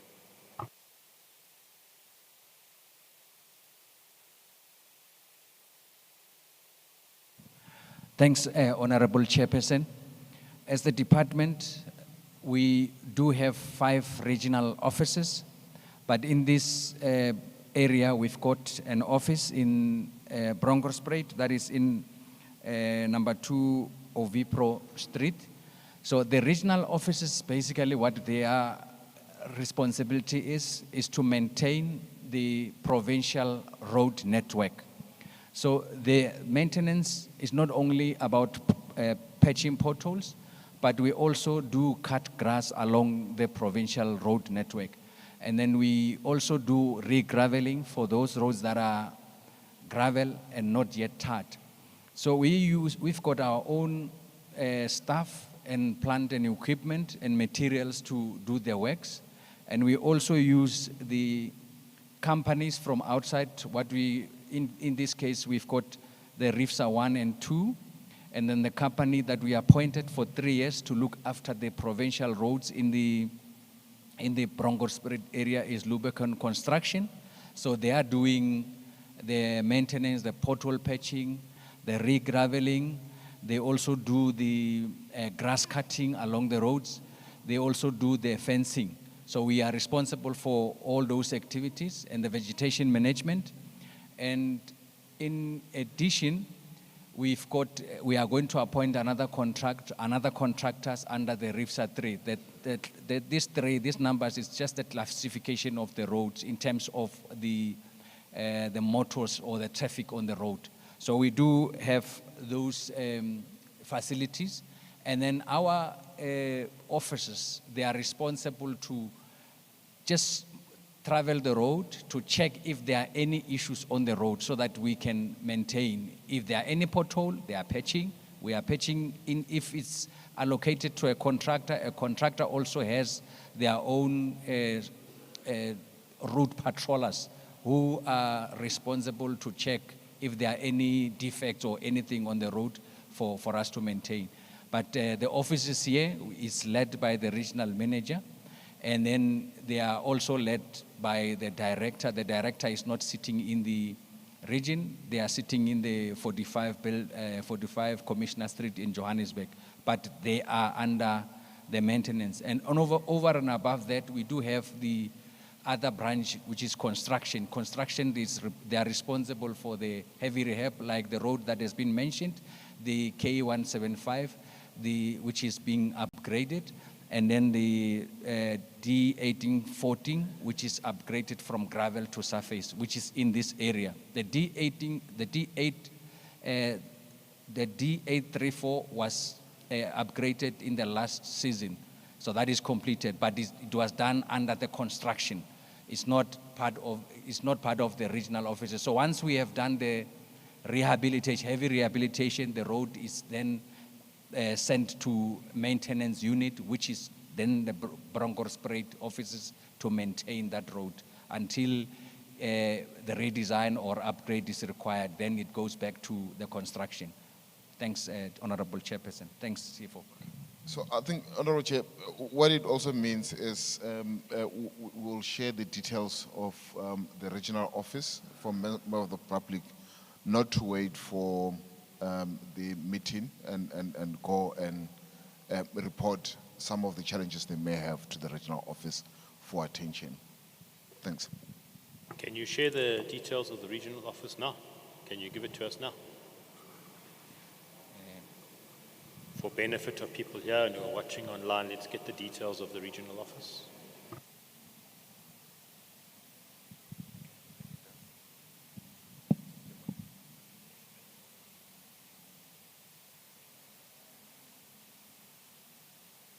DDG, we'll give you a chance just to get all that information so you can give it out here. Because what I want is when we leave here, those who are here with us must know that if there's a provincial road they're traveling on and they find potholes, etc., they must know who they can raise it up with. Given the fact Bronkhorstspruit is a small area, it's not like Johannesburg. So I think it would be useful if the community knows where to go, how to report it. We'll give you those few minutes. While you're doing that, I just want to indicate that with the questions that we've received, we will get an update from the department on the state of provincial roads here in Bronkhorstspruit. We are going to ask for that update in one of our next committee meetings, that we get a proper update. Yeah, that's fine. I'm busy. I'll come back now. I will see you. I'll recognize you just now. So we will get an ask for an update on the state of provincial roads here in Bronkhorstspruit. Secondly, the issue of the NTI in Hammanskraal. We will look at an oversight visit as a committee to Hammanskraal to assess the situation. So we've taken note of that.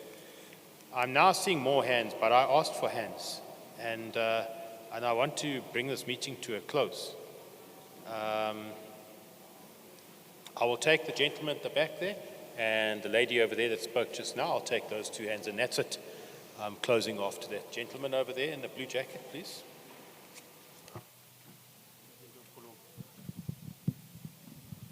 Good morning. My name is Tau. I am a Rama Park resident and also representing the business sector in transport. I'm a bit disappointed about the response from I don't know whether it's the manager of the transport sector talking about the offices. The office that he is talking about here in Bronkhorstspruit, I would challenge all of you there in front that when you leave here, you must go and pass there and check if that office is fully functional. Because we are not here to be bribed, to be told that the offices are there, they are operating. Those offices there, you can go there, they don't even have a simple machinery, a TLB. You will find that they don't have it there. So if you come here to tell us that those offices are operating, I don't know what you are talking about. Because, you know, operating like a satellite, can you please take this region 7, seriously? Because we are the residents, we are the taxpayers of this country. We are not taken seriously. You can even now, just from here, drive from here, from this robot, and to the four-way stop, straight to the four-way stop, and tell me about the conditions of the road here in town. And then come and tell us that you are giving the service to us. Those offices, and even you can come again and tell us the issue of the grass cutting. You can drive here from here to Ekangala and tell me that if that place, just use that road which they are busy repairing there, and come back and tell us that the grasses are low there. So, again, I would like you, if you are saying you have got monitoring teams, tell us that who is monitoring these people who are working on the roads. Because, in my view, they are only being paid to sleep. 10 o'clock, you pass on the roads, they are sleeping. So it pains us as the taxpayers to see people sleeping alongside of the roads every day at 9 o'clock. And those people are getting paid every day. Those people are sleeping on the roads because they are not used efficiently so. Train those people, split those people to work on the roads. Don't keep a lot of people unnecessarily on a place that is not needed. Take those people, group them with those people who are maintaining the roads in town so that they can learn the skills, transfer those skills of repairing the roads so that they can know how to repair the roads. So that in the future when they tender for the roads maintenance, they've got an experience of working, not the experience of sleeping alongside of the roads. So really, I would like you to make sure that the people that you put there in the offices that you are calling them monitoring, or the people who are saying they are managers, tell them to go out. If they don't have transport, give them cars to go and monitor those roads. And they must give you monthly reports if you are the supervisor. If you are the manager of the people, you must expect the reports on a weekly basis of what people are doing in your offices. Thank you. You don't have to pay people for sitting in the offices doing nothing, and while you are calling them managers. Thank you. I think it would be useful, sir. I don't speak for the department, and I'm not from the department. However, the provincial department is responsible for provincial roads. Municipalities are responsible for municipal roads. So we've heard what you've said, and the department would have heard what you've said. And I think we will have to, that's why we're asking for we're asking for a report on the condition of provincial roads. So if some of these roads might be in town and they are not provincial roads, the department has regular interactions with municipalities in the province. And it's a matter that we will ask them to bring to the attention of the Tshwane Metropolitan Municipality, because some of them may well be municipal roads. And if it's a municipal road, the provincial department can't get involved and take over the responsibility of the maintenance of the municipality. So that's something that will have to be ascertained. But we take note, we as a committee, when we went to the Mohali City regional office last week, we decided that one of the things that we will be doing is we will do unannounced visits to the regional offices. Regional offices fall under the jurisdiction of the Provincial Department of Roads and Transport. As a committee, we are the committee that does oversight. So we've agreed that we are going to undertake some unannounced visits to these various regional offices around the province. If it's true of what you're saying, sir, about some of the activities of happening, we would condemn that in the strongest terms possible. But we would also have to establish people that you see on the side of the road, whether they are from the provincial office or whether they are from the municipality. And I think those are things that we need to establish. But we appreciate you raising those issues here so that we can also get feedback. I'm seeing all sorts of hands now, and the problem is we have to draw to a close. I had recognized one more hand at the back there, and I think, no, I can't keep taking hands now. No, hold on. I had recognized a hand there, I had recognized a hand there. Now, if I take hands, I must just keep going. I have to stop somewhere. What I'm going to suggest, hold on. Can you hold on, sir? I'm going to make a suggestion. I'm taking the last hand now. If you still want to raise things, the department will be here for you to come and raise directly with them. But at some stage, I have to cut. I can't keep opening up. And if you're going to keep pushing your hand, you are forcing me to now open up. So what I'll do this, I'll take your hand, you are the last person, sir. I can't keep opening up, and please cooperate with us and work with us. Thank you. Mr. Chair, once again, all protocols observed. It's a solution that I would like to recommend from the presentation on the regional office. I noticed from the presentation up on the screen that there was a zoning issue with the regional office. Mr. Chair, I've lived in Bronkhorstspruit for 43 years. I was here when the light industrial area was established. And Telkom, OVPro, TPA as it was known in those years, was specifically moved into that area, and I am very certain that the original title deeds will present you with the solution. So if your corporate services could get hold of those title deeds, you could possibly unknot that zoning issue, because that is where they belong. That's where your regional office belongs. You have heavy duty vehicles, you work with tar and all those other things.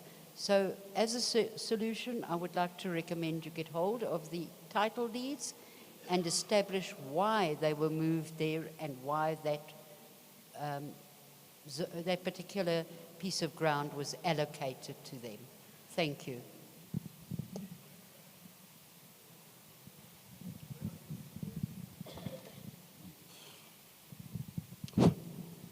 Good morning, legislature officials, the community, different stakeholders, and political parties, all protocol observed.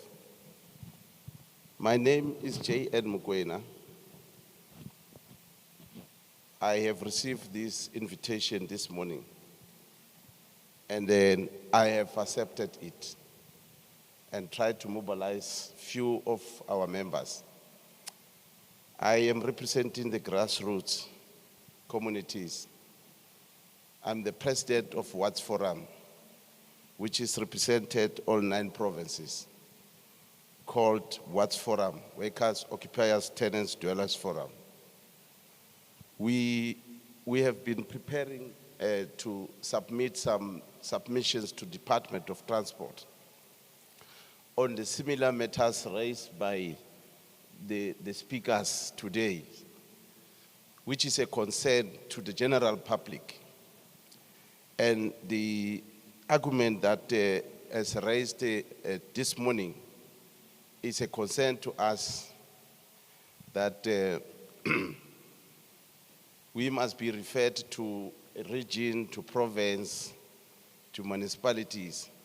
We know that you are principals, you are from responsible political parties that is running the legislature, parliament, and the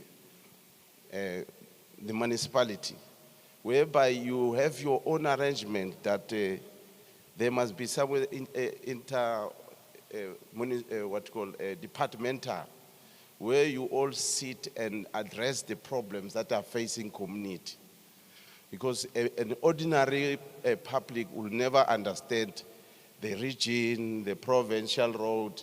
Like, for instance, the gentleman who raised from the Taxi Association from Transport, he raised a union problem that is a concern. That Church Street he spoke about is a provincial road.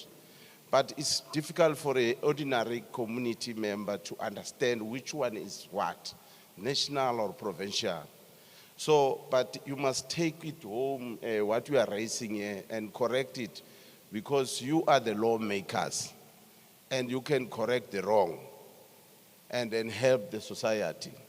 So all what we, as you have seen me speaking to my colleague here on the right, who we have been leading together for a long time, we have a concern on the rural roads, whereby we saw the negligent, the total negligent, and there we find there's it's economic hub. These people are the major producer of food in South Africa. But you find that their road is being neglected, and they are telling you about it's a private road, whereby the very same road, as you travel along it, there's many communities, poor communities. Entering that very same private road you are saying is a private road. You find the buses must go and collect children and come back. Transport must go and collect the food and come back. So we find it must be corrected, these private roads. Somewhere, the engagement is simple to engage with public. And there's no other private person who can refuse that a government should partnership with a government in order for these routes that you find at farms must not be neglected. So now, I'm standing here before you to come and respond on the issue of participation on the sort of handing over or something, Gautrain. It's a Gautrain and G fleet, something like that. And then I managed to try and prepare quickly about this participation. And that I found that this Gautrain is not so much famous to our people. It is only serving the elite, the rich. And then you won't find it to the normal poor and vulnerable working class. It is unaffordable. The main thing is unaffordable. And the other thing that I want to state there on it is that I don't know what is G Fleet, but if it is still a private company, we are having a problem also on the government investing on privatizing the responsibilities that they have to take. If it is a G Fleet, why can't the transport department handle it on their own to save money? Because if you privatize it, and then it's so much cost for our people, it does not serve any purpose. In fact, it brings problem to the community that is taking a budget whereby you were going to assist us in assisting us in the roads that are at farms and all these other areas. So we agree that that handing over can be done, but if it is still a private entity, you are giving it to the hands of private entity. Meanwhile, it's so costly. It's a waste of taxpayers' money. So we are concerned about that, and then.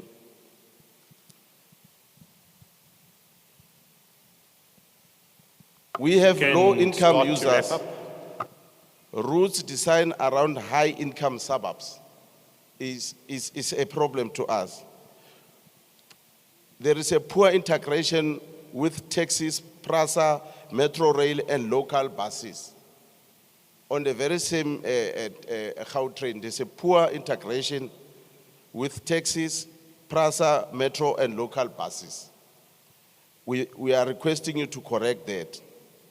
So the question is, when and how will Gautrain be made affordable and accessible to the general public, including the indigent? So that question is the one that I want you to help me to answer today. Thank you very much. No, thank you very much. So you indicated you represent an organization that spans the 9 provinces, if I heard you correctly.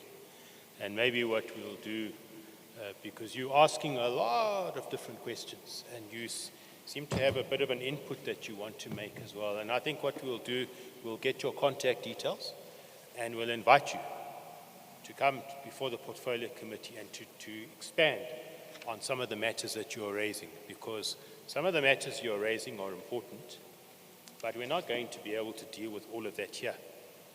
So we will get your contact details, and we'll actually invite you to come to the portfolio committee and to raise the various issues that you are raising.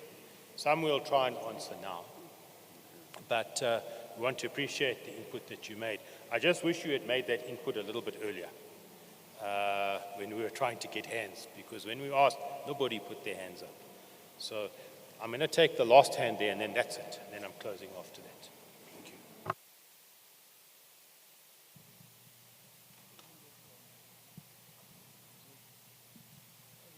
Lotshani, ngiyathokoza sihlalo unikeza ithuba lokuthi ngisukume ngiveze izwi lami malunga wemkhandlu. Siyathokoza nomphakathi ukuba khona kwenu la. Igama lami ngiSimon Mahlangu, ngibuya eRethabiseni. La ngikhamba namakhosi. Nje umbuzo wami ulula, especially masikhuluma ngebudget ngoba okukhulunywako la ukuthi kahle kahle ukuthi ku-allocate ibudget imali ayoneli. Now kule ndlela le eyakhiwako la mina ngithole kudlalwa ngale budget le kuthiwa yona ayikho. Thina la abantu abaningi esebenzisa le ndlela le besibheke ukuthi okay fine bakha indlela eceleni kwendlela. But now okungukuthi still kusawaste le budget le abathi abanayo. Umbuzo wami ulula nje ukuthi why the way benzile ngapha le ndlela bayakha la eceleni sekomane kwathiwa ne this is permanent. Ngoba manje even namanje imoto zabantu ziyamosheka lapha ngalama pothole kule ndlela le abayenza ukuthi bona it's for temporary.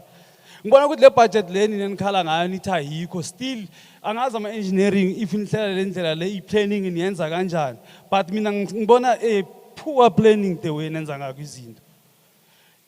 Uplana indlela eceleni kwendlela whereby ibudget yakho iyashota but leyo planning yakho kuthiwa is for temporary and leyo ndlela yenziwe poor. It's taxpayers money le edlalwa ngayo lapho. So ngilokho bengifuna ukudlulisa nje as umphakathi. Thank you.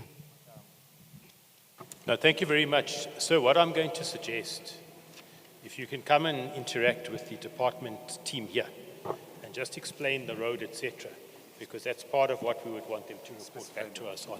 Sorry? Specified. Yeah, so if you can come and just indicate to them exactly which road that is. What I want to hand over to the department briefly for some of the questions that have been raised. But I thought, let me just indicate that G-Fleet, sir, at the back, is the gentleman still there? G-Fleet is not private, it belongs to the state. It's an entity of the Provincial Department of Transport, so it's a government entity. It's not a private entity. I thought I must just clarify that. Secondly, on the issue of the Gautrain, and unfortunately the Gautrain doesn't operate out here, but there are expansion plans that are planned for the Gautrain. And that Gautrain, those expansion plans, will be taking the Gautrain to Soweto. It'll be taking it to, I think it's Mamelodi, and other major township areas around the province. You would be correct, along with others, for having the perception that the Gautrain doesn't serve the population of Gauteng adequately. And that's why when it was built along certain routes, and that's why the expansion plans of the Gautrain, when it's concluded, will be servicing large sections of the population of Gauteng, which it doesn't currently reach. Secondly, there's been recently the Gautrain have brought in a reduction in tariffs for certain communities, persons with disabilities, pensioners, students, etc. Households that earn below a certain income level. There's a 50% reduction, I think it is, in fares. So the Gautrain is taking a lot of steps right now, and it's partly because of pressure from the committee as well. We've been raising the fact that the Gautrain is not reaching the broader community. There are sections of society it's not reaching. And as a committee, we do applaud the initiatives being taken by the Gautrain. But the challenge is, until this expansion takes place and these additional lines and routes are constructed, the Gautrain is a bit hamstrung in being able to attract the large numbers of the population in Gauteng that it wants to attract. And so that's why there's these plans to expand the network of the Gautrain, to make it more accessible to communities across the province. So I thought I would just indicate that. I don't speak for the Gautrain, I speak for the Portfolio Committee, but it's an area that we are watching very keenly because we want to see the ridership reflect the population of Gauteng. So I thought I should just raise that. But CFO and your team, there are some questions that have been raised, additional questions. Is there anything that you would want to respond on quickly? Thanks, Chair. Thanks, members.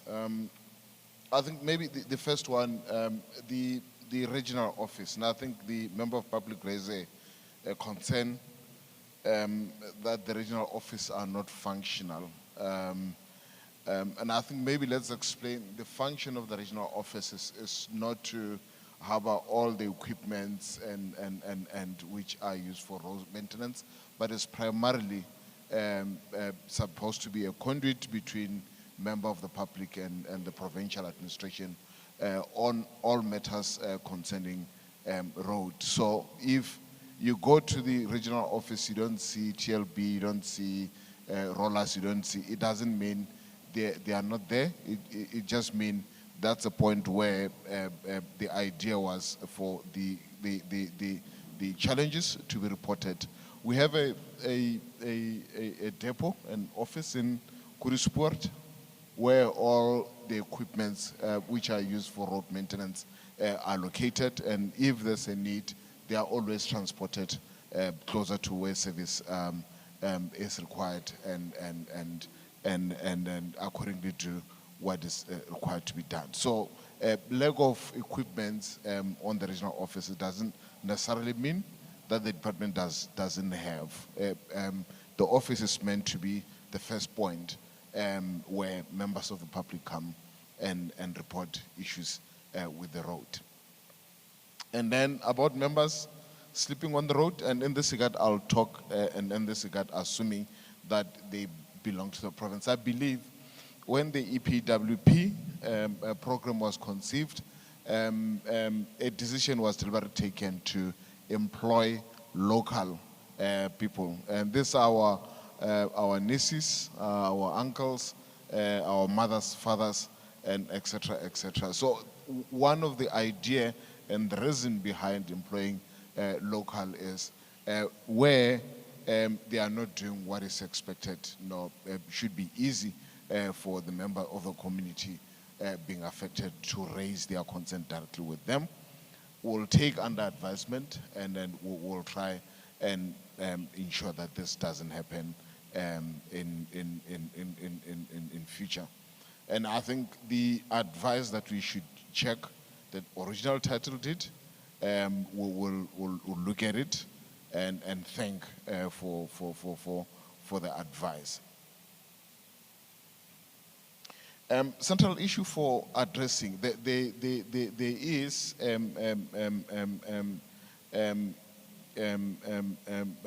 there are meetings that are held at political level, at technical level, to try and address the issue of service delivery. And I think we understand that it can be frustrating for a member of the public who doesn't know which road belongs to council, which one belongs to province, and which one belongs to private individuals. We have central way in which we discuss these issues of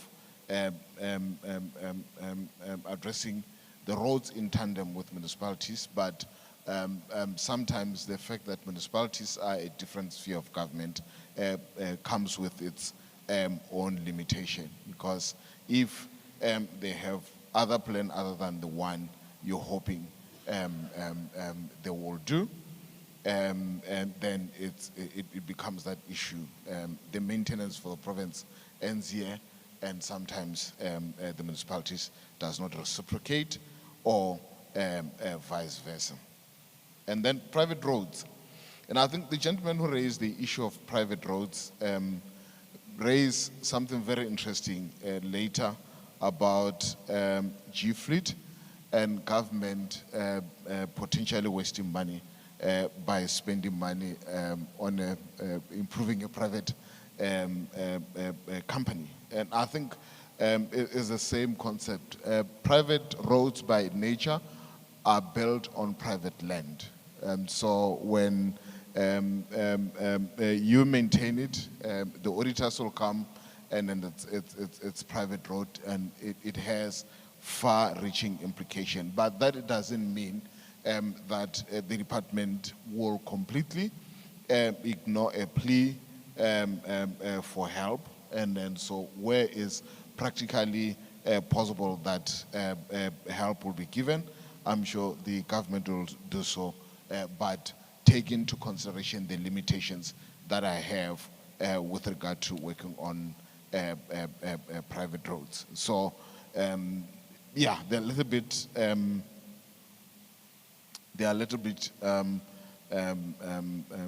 complex to deal with them because now there are public resources being poured on private land, and sometimes when it goes out there, especially if it's on a report written by the Auditor General that funds were spent on private land, it becomes something else. G-Fleet, like it said, it's an entity owned by government that is renting vehicles to government, mostly. Even private companies, they are some of the client, and it's not the other way where government put a budget in a private entity which may result in into waste. And then on roads, remember, Chair, one of the things which need to be taken into consideration is the roads which are maintained, upgraded, and upgraded based on traffic. So the higher the traffic, and then means that road need to be taken into consideration when doing maintenance. But the upgrading from surface, from gravel to surface, is based on traffic volumes. So now, during construction, because the decision to upgrade was informed by traffic, the traffic need to be accommodated because traffic doesn't stop until the road construction is done. If it takes 2 years to build a road and there's no temporary traffic accommodation, then it means, and in this regard I believe it's villages closer or using that particular road will not have any route to use to work and from work and other daily activities. So no, I understand the frustration that it may come as a waste, but it's part of the cost that I take into consideration for road. But if we do not do traffic management, then it comes on assumption that members of the communities affected by the relevant road do not have any other activities to do until the road is concluded. But nevertheless, Mr. Mukubani here will go and look at other things which maybe members of the committee consider to be waste. If indeed that is road, that is the case, those will be nipped in the bud. Chair, I think previous round of question, we promised the details of the regional office, and Mr. Mukubani will share them. Thanks.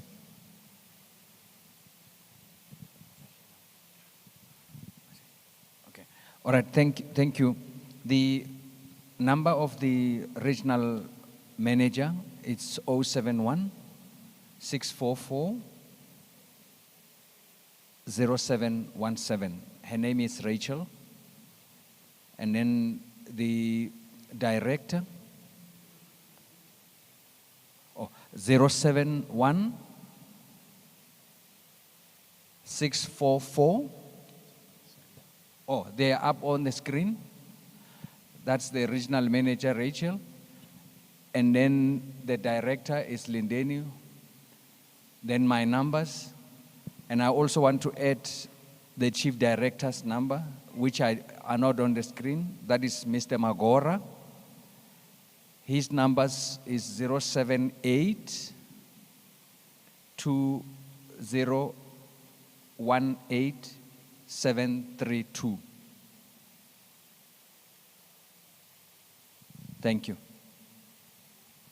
Thanks, Chair. No, thanks very much, CFO and the team.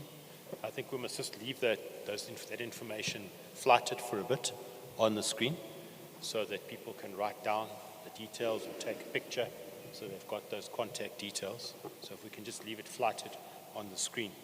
Before I come to some concluding remarks, let me firstly acknowledge the presence of the following councillors who I was informed have joined us here.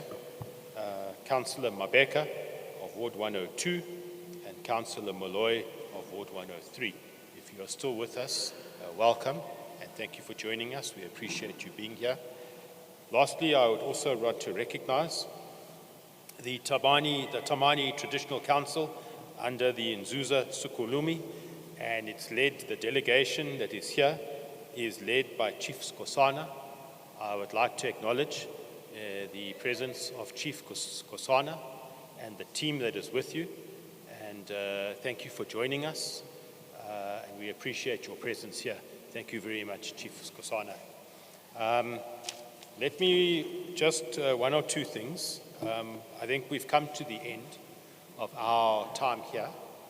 I would firstly just like to indicate that we've taken note of all the points that have been raised in this interaction here that by yourselves. We've taken note of that, and I did indicate we will ask the department to give us an update on the state of provincial roads in the Bronkhorstspruit area that fall under the regional office. But we're also asking for a bit more of a report, I think, on the functionality of the Bronkhorstspruit regional office. There have been some comments made. We would want to ask you to investigate that and just to give us a report on the capacity and the workings of that regional office. I think also, though, for instance, Church Street was raised. There were a number of other roads that were raised as well. Where these are not provincial roads, as you've indicated, there are regular interactions with municipalities, between the department and the municipalities. If these can then be taken up with Tshwane as well, where it's municipal roads, to ask them to attend to these roads. I think on the issue of the taxi rank and the other issues that have been raised, we've taken note of all of that, and we will get an update from the department as to what actions are able to be taken, particularly where it's areas under the jurisdiction of the provincial department, and then to take those matters up with Tshwane where it's necessary. So I just wanted to indicate that. So we're not going to ignore these. These are matters that we will continuously follow up as a committee. So I think we have basically come to the end. Okay.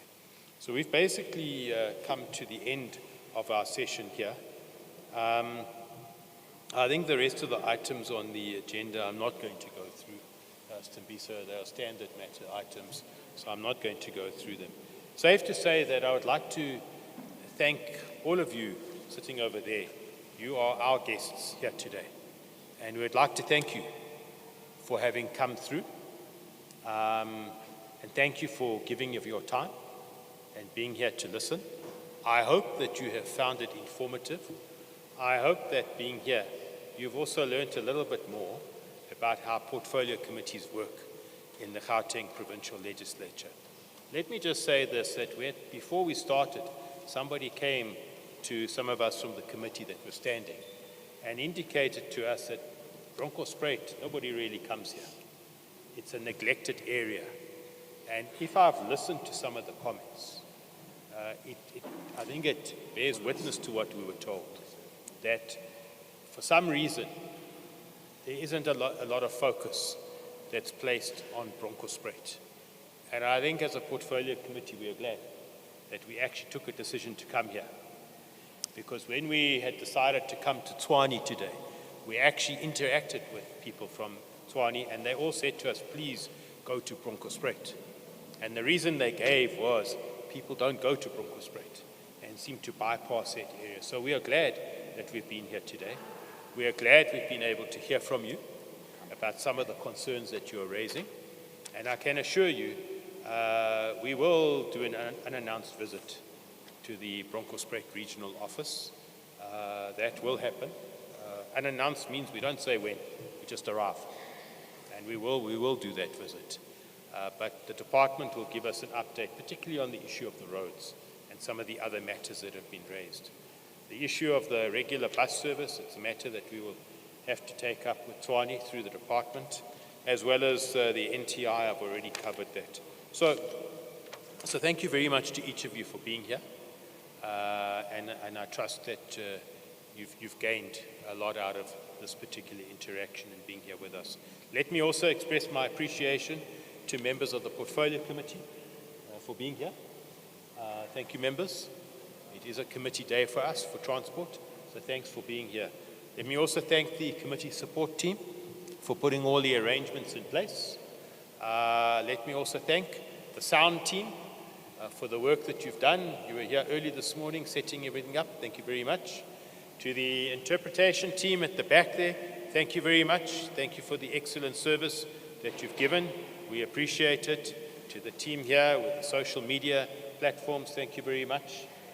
And then lastly to the, well not lastly, but to the provincial team from the department led by the CFO, thank you very much to yourselves for being here.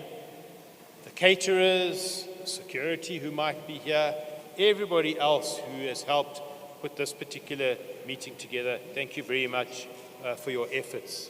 I understand that there is Hazel? Is there lunch? Hazel? Can you just indicate to us the arrangements for lunch, please? Good afternoon, everyone. Lunch will be served in the next 15 minutes. They are on the way. Sorry, everyone. Lunch will be served in the next 15 minutes. They are on the way, but it's packed, so everyone will just have lunch and leave. Thank you, Chair. So there will be lunch that's provided. Apparently the service provider is on the way with the lunch. So if you can just bear with us, I think maybe we finished a little bit earlier, but there will be lunch. Please stay if you can. But once again, thank you very much. Wherever you are traveling to, please travel safely. Make sure you arrive alive, and please obey the rules of the road. And on that note, this committee meeting is adjourned. Thank you very much.